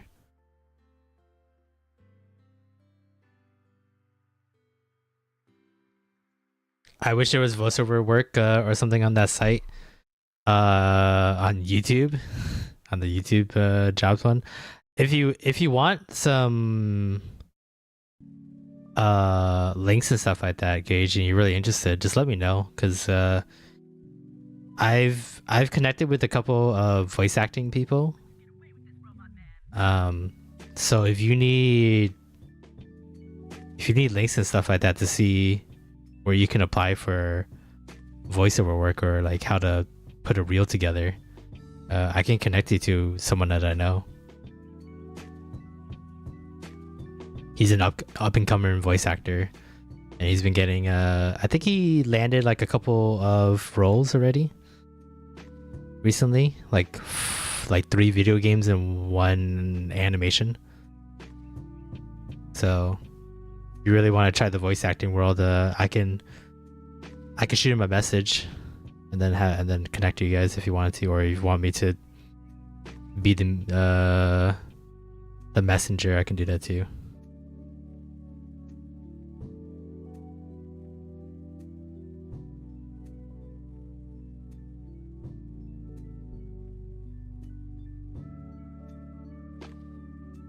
I actually wanted to try voice acting. I needed to take classes and practice and stuff before I take on some jobs. Well, I mean, you play video games a lot. It's pretty easy to practice then. Or just let me know if that's something you want to try to make a connection and see what you have to do.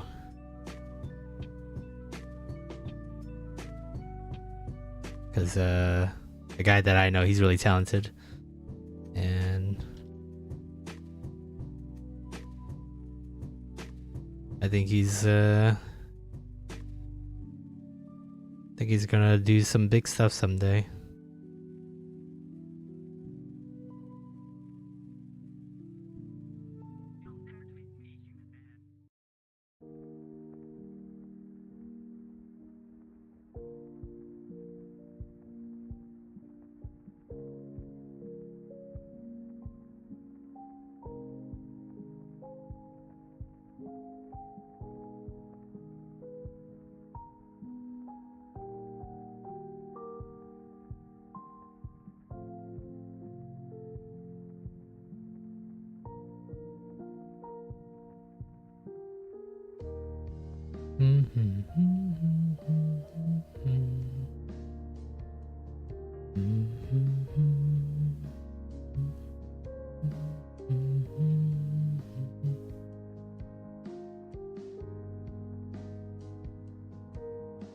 I want to work on my range. Some of my voices just sound like me, and I want to sound completely different.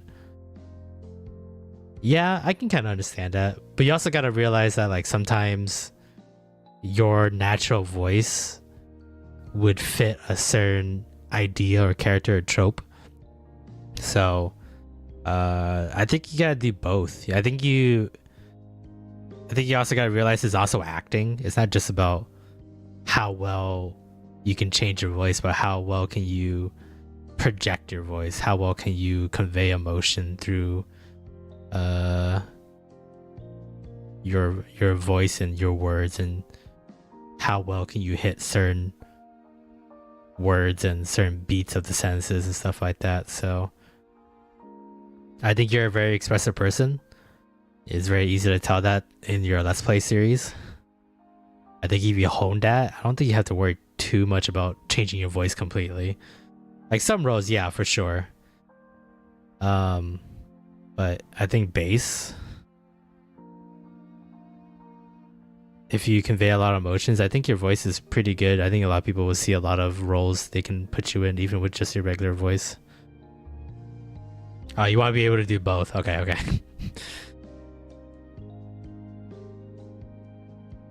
So I want you just to be fully focused without using your own voice too, because I think your own voice in general works out pretty well. IMO.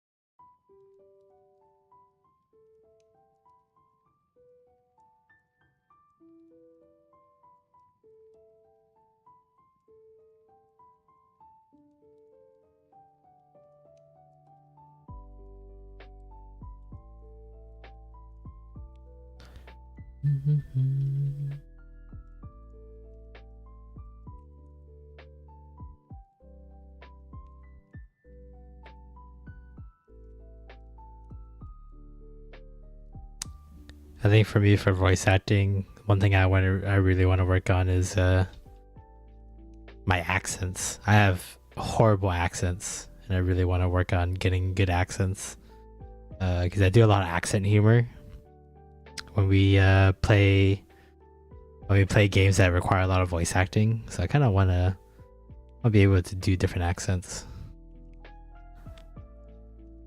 Kind of want to practice that on stream. Do like a accent practice for a stream idea. What up, Alex? Welcome to the stream. Hope you're having a great day today. We're just playing a little bit of Power Wash Simulator to end the night. I worked on a short and some other miscellaneous stuff for the channel, so we should be ready to go for the most part while I'm gone to upload videos and stuff like that while I'm on vacation. So just kind of winding down and playing a little Power Wash Simulator.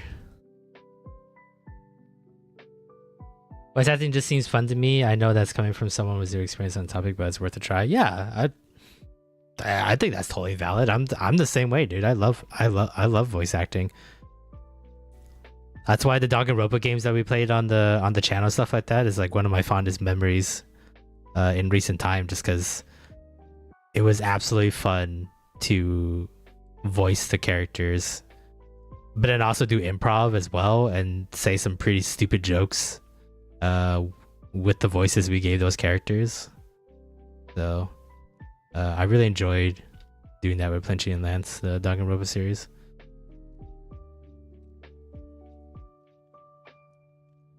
Also, the games are just good. Good mystery game.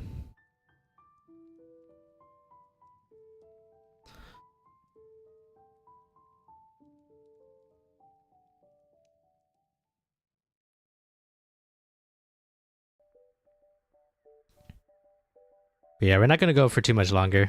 Maybe like another 15-20 minutes. Just trying to get over the 4-hour mark. I am ready to go on vacation, so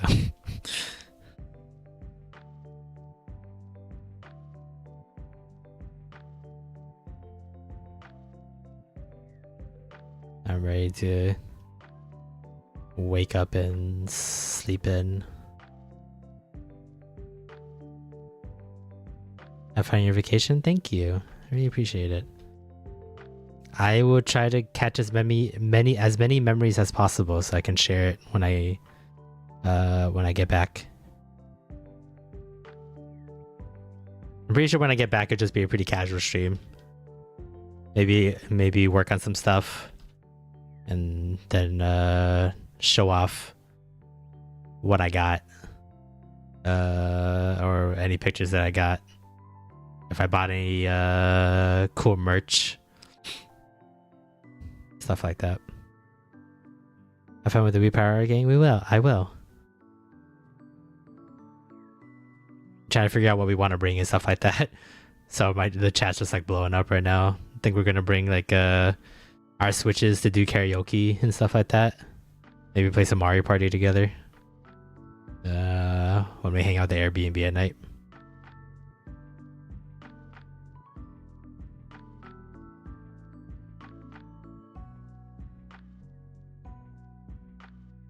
Maybe some Jackbox. Who knows? Maybe sleep. Sleep sounds fantastic.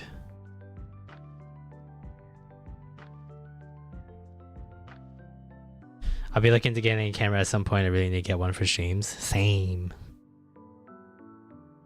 I have like 2 agendas. 1 to do face cam, but 2 I want to use that camera for some filming projects. Cause the creative itch is starting to like get to me, and there are just moments that I'm just like, I feel like I want to do something, or I feel like I have this script or idea that I really want to try to see if I can film it, but then it goes away because I don't believe that I could do it. But recently my mindset's been pretty good now for some reason, so I kind of want to try some skits. Some are like stupid and funny, and some are actually like pretty serious. So I would love to get a pretty decent camera that can double up as a streaming camera. You want to use cameras for projects too, but webcams are much cheaper. That's true. Also, you don't work. So I totally get it. But you have a phone, and I think that's like a saving grace nowadays, is that phones nowadays are pretty good. So when we hit 150, I'm probably gonna be filming the Mochi Mochi dance short skit that I have in my head with my phone. You work on Animal Crossing? Cool. That fat YouTube check you get from YouTube must be amazing.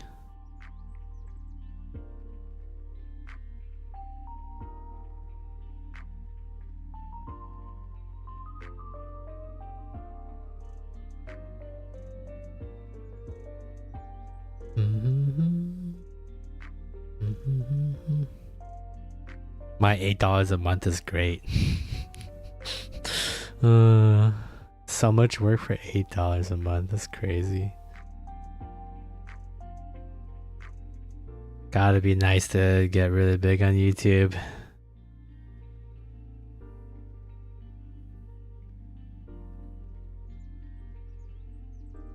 One step at a time.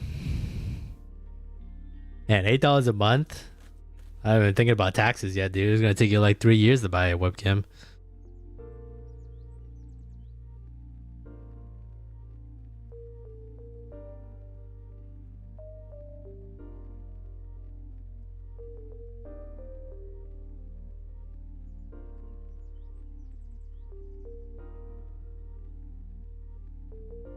We're just over for Bob to take off at this point. If I get my camera soon, Gage, and you haven't gotten a webcam yet, if you want my webcam and you don't mind paying for shipping, I don't mind shipping over the webcam that I have.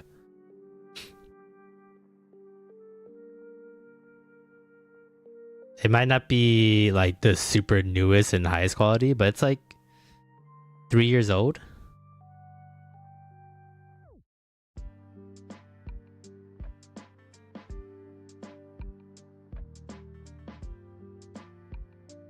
But it would be a cheap alternative until you can finally upgrade.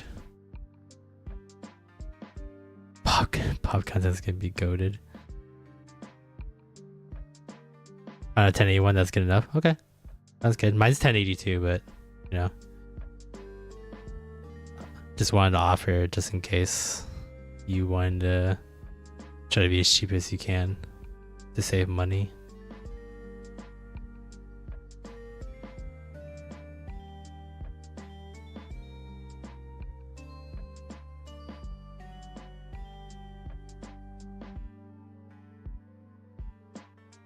Guess I'll try to pawn this webcam off on Craigslist or something once I upgrade.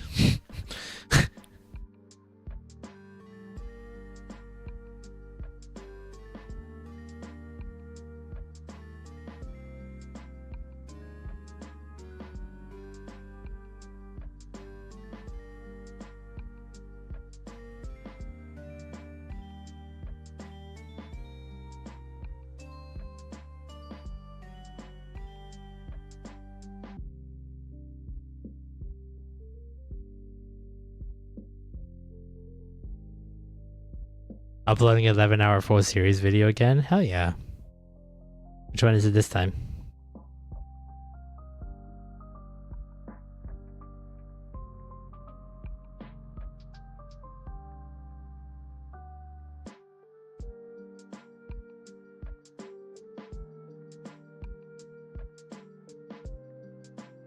Ah, Luigi's Mansion 3.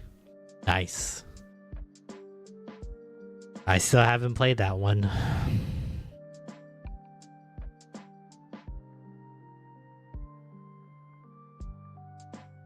I think we're gonna end up playing all three this year. Of Luigi's Mansion. I think I'm gonna try to play the first one before the second one comes out, because first one is incredibly short. And then I think closer to Halloween time, I'll probably play Luigi's Mansion 3. So kind of debating if I want to do a full month of Halloween / horror games on October, or if I just shorten that. I got pretty burnt out at the end. Luckily, Alan Wake kind of saved me a little bit, but that game's more confusing than horror. Ooh, Sonic Adventure, hell yeah. Alan, wake me up inside. I abused that fucking joke way too hard during that playthrough. Yeah, we will be playing Control soon as well. That's part of like the Alan Wake universe. Supposed to be like another girl in the same cinematic universe, and the sci-fi stuff that happens to her kind of helps explain some of the stuff that happens in Alan Wake. So, I want to get the full context, because I think there's an Alan Wake 2 DLC that's coming out. I don't know if it's this year, but I think it's in the works. And I think it's supposed to explain more about what happened to Alan and his wife and stuff like that. So we kind of need to play all the games to kind of get a gist of what the hell is going on. The AWC, yeah. So save me. Gosh.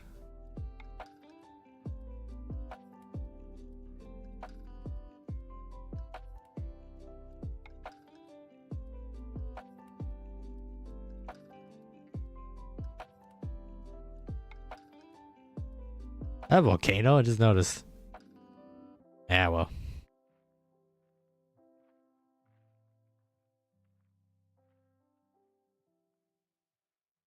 I love that song. So do you and the rest of the internet.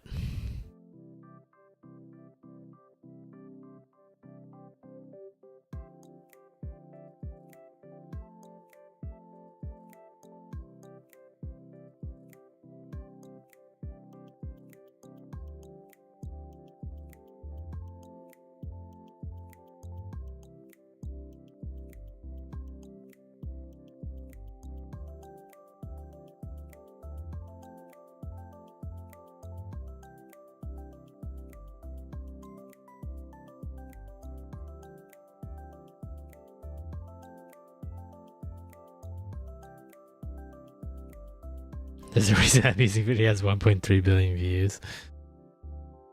It hits you right in the soul, you know? It just speaks your whole existence.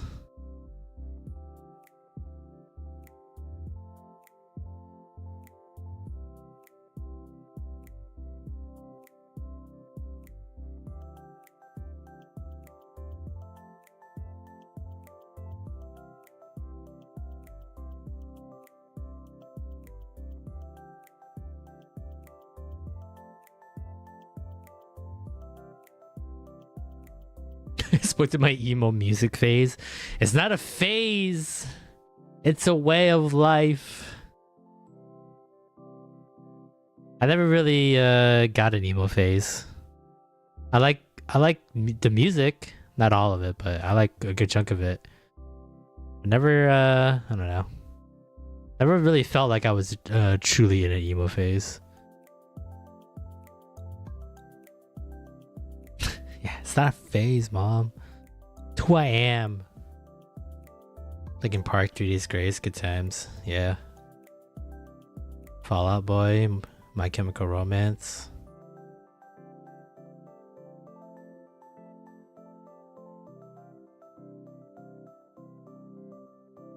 Sonic music. Get that good butt rock going.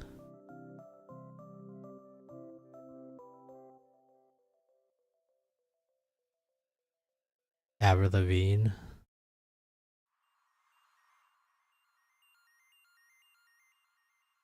2000s, man.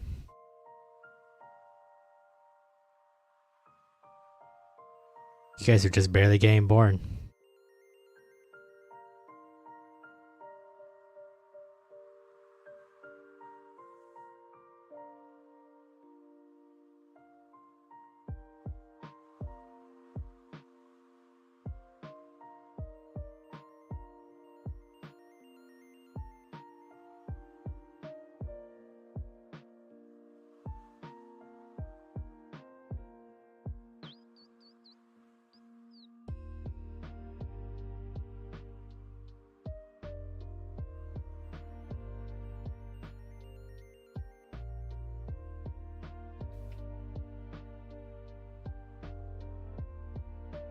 Most mainstream music nowadays is crap. I guess. I don't know. I feel like if you just love one generation of music, it's kind of hard for you to love the next generation of music. I don't know. It's hard to really gauge that. I don't really listen to mainstream music too much because it's not R&B or like slow hip hop and stuff like that. It's what I grew up on. Luckily though, Japan is getting more and more popular with music, and their style of music is always like 10, 15 years behind America. So they're starting to make R&B music. A lot of boy bands and girl bands are popping up in Asia and stuff like that too. And now I just predominantly listen to Asian music. Crappy rap. I remember the good old days when rap was amazing. The beats were hot. Yeah. Notice like a massive shift. Now I just only purely listen to Asian music. It's because it replicates the music I like back in the late 90s, early 2000s.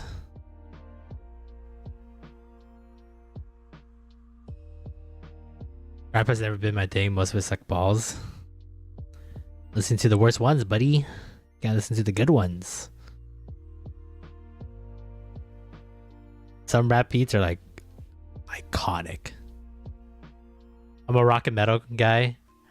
I can kind of tell.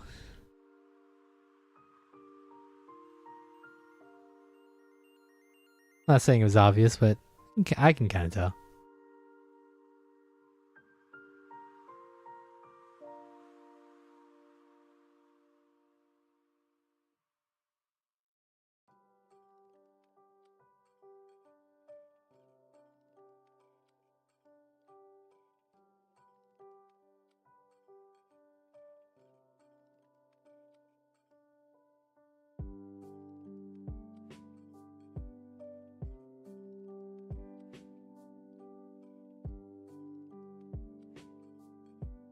Okay, that pillar's done.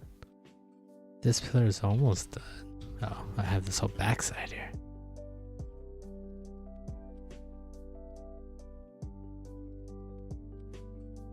Okay, that pillar's done. Do a couple more pillars and then we'll start wrapping things up here. I know I said I was gonna wrap things up a while ago, but this game is so addicting.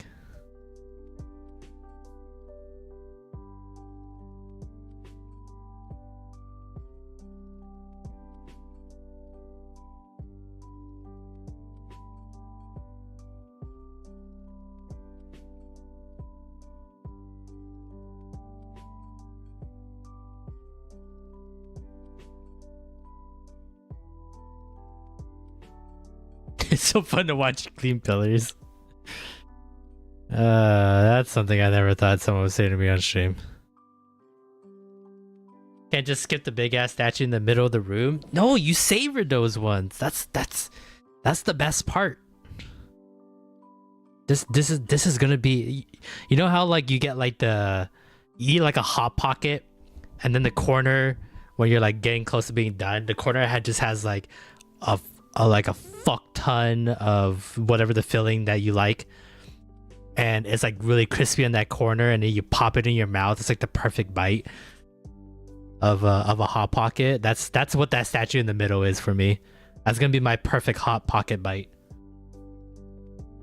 You savor those ones. You save the best for last.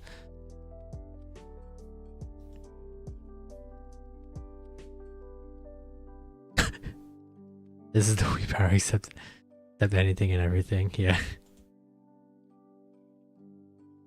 Gage doesn't understand. Gage is probably the type of person that when he has a plate full of like he goes to a buffet, he'll eat all his favorite ones first. He doesn't like build up.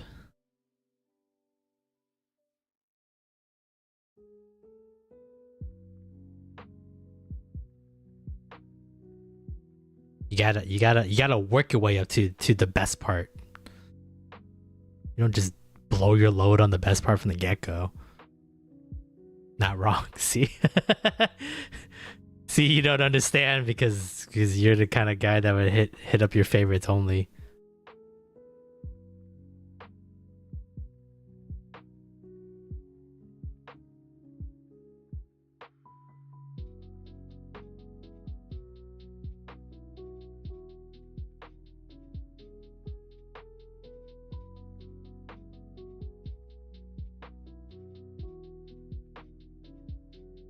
I just saw noodles on my plate and slurped that. Damn.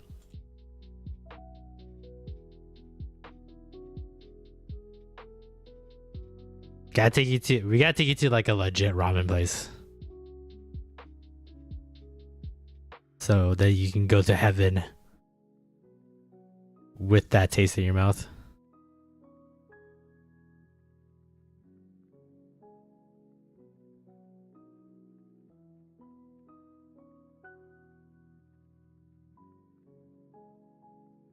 Good old cheap Chinese buffet. Gotta take you to a dim sum place.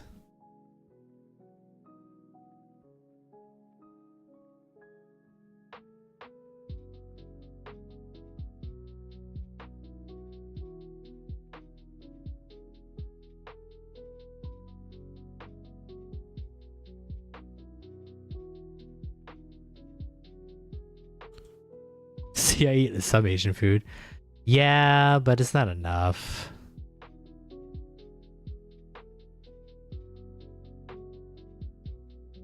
You've only tasted like a percentage.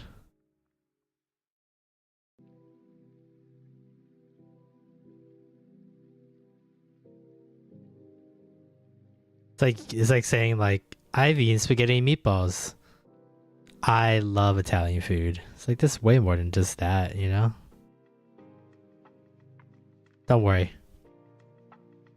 We'll get you educated someday. You're young. We got time. Savor the flavor, yeah. Get that massive beard going on and get that flavor savers. Save that baby for later.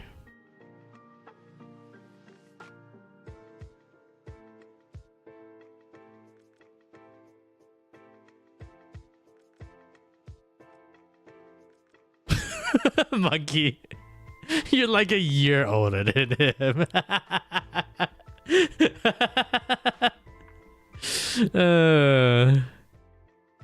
Take it from me, I have lived a longer life, Gage.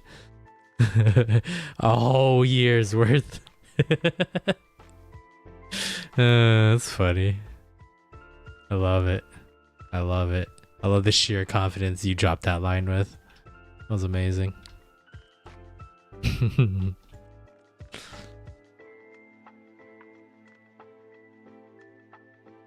I'm convinced that one day Peter would kidnap me and force me to eat random Asian food, and you're gonna love it.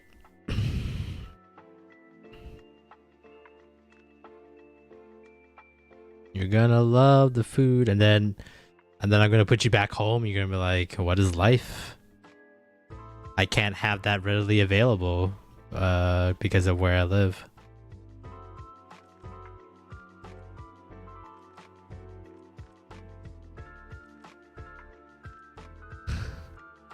Actually, here in 3 days. Make sure you flaunt that on Gage every chance you get, Monkey. Don't ever let him forget. I live in a small town, yeah. But hopefully you'll try some new food, and maybe it'll make you want to travel a little bit more. You can try out different food and see different things.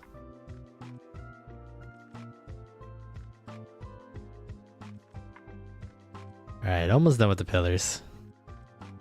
We can start wrapping things up here.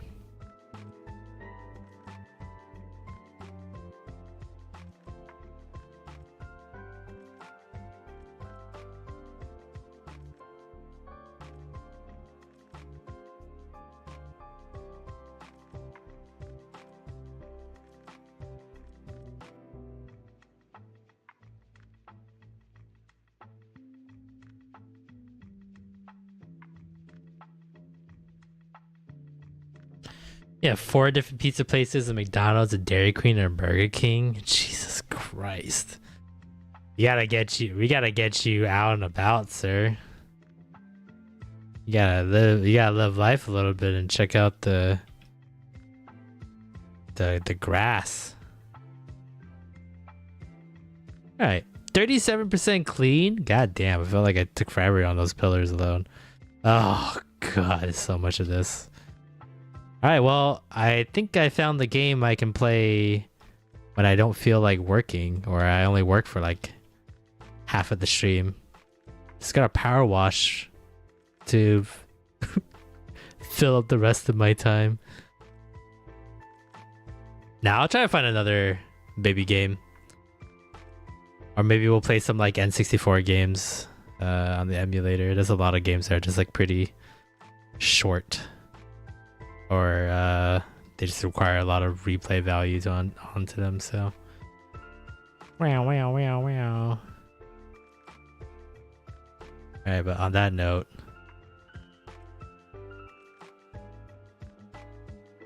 let's spell out a message before we end things here.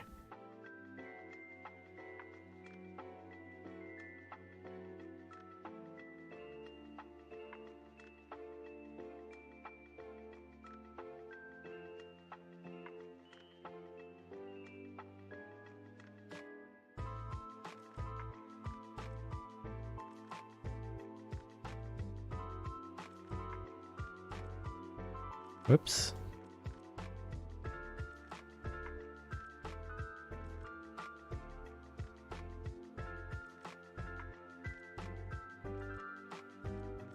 There you go. Sub to Gage Plays. You did it. Also, penis.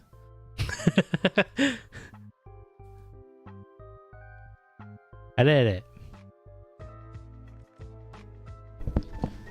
Yeah, we do need to get him sushi. How dare you not have sushi? Copyright stream? What? I didn't do nothing.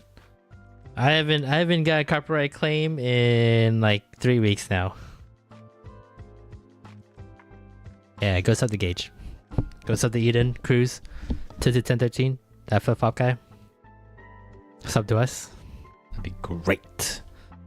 Sub to the pop channel. Platonic Online Buddies. I mean the N64 streams. Oh, I'm due for a copyright someday. I'll be fine.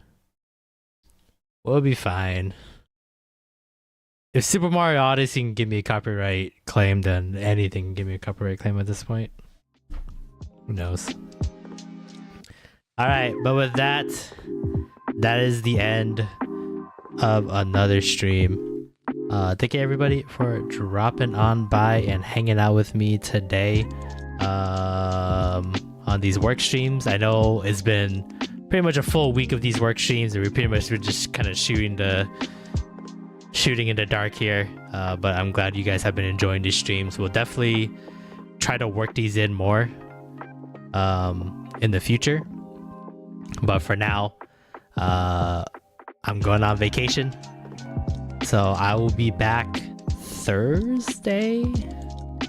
Yeah, Thursday or Friday, the 4th or the 5th. Kind of just depends where I'm at mentally and physically. Because I definitely have to go back to work immediately after I get back from vacation. So 4th or the 5th, I will be back, and it will just be a nice chill stream to another workday stream or just chatting stream, catch up, see what you guys been up to, show you guys what I've been up to on the vacation. And then Saturday, the 6th of April, we'll get started with Legend of Zelda Wind Waker. So hopefully you guys will look forward to that. I'm very excited to get that playthrough started. And Harvest Moon Anima Parade will follow along in the weekday swing after that. So have a good vacay. Thank you. I will. I need to hug that Piplup. I know. I love this video. This video dance is cute. So you better not work. No promises. Remember what Taco and I have planned? Yes, I can figure out what you and Taco have planned when I get back as well. I'm very excited to see what you guys are cooking up. So very excited to go on vacay, but I definitely am ready to continue working on stuff. Hopefully all the videos upload correctly while I'm gone, all the shorts and all the podcast episodes. If they don't, I'm very sorry. I will fix it when I get back. But other than that, hope everyone has a great night. Hope everyone has a great rest of the week. I might be able to pop in on your guys' stream if you guys stream from the Pop Gang. So I did Tilted stream tonight, by the way. I didn't have time. I came home like right before I started streaming. So did he stream tonight? If not, we'll let you know. Please do, so I can put that on a priority the moment I get back. He didn't stream tonight. Oh, he streams tomorrow. Oh, he pushed it to Wednesday. Oh, interesting. I didn't know he pushed it to Wednesday. All right, I might be cloud error. I might be able to drop by on that stream tomorrow, because I don't leave until Thursday. So cool. Yeah, I'll try to drop by as much as I can on the other pop channels, but if not, I will see you guys next week Thursday. I wish you would have posted about it. Trust me, if he did a stream, there would have been a raid. Yeah, I was kind of thinking I didn't get raided today, so I was like, I wonder what happened. All right, well, other than that, hope everyone has a good rest of the week, and I will see you next week to have more fun with you guys. So for that, I was sitting for 10 minutes waiting for a stream to start. Nice. Monkey, as always, thank you for modding in chat. Good work today. God bless. I don't know. Thank you, Gage. Appreciate the kind words. All right, time for me to head on out. Take away the Piplup. All right. See you guys next week. It should be 7 p.m. Pacific Standard Time on Thursday or Friday. I'll update the schedule on the community page when I get back on Monday. All right, have fun, or I'm gonna have fun. I don't know why I'm telling you guys to have fun. See you guys next week. See you guys same time, same place. Have a good night.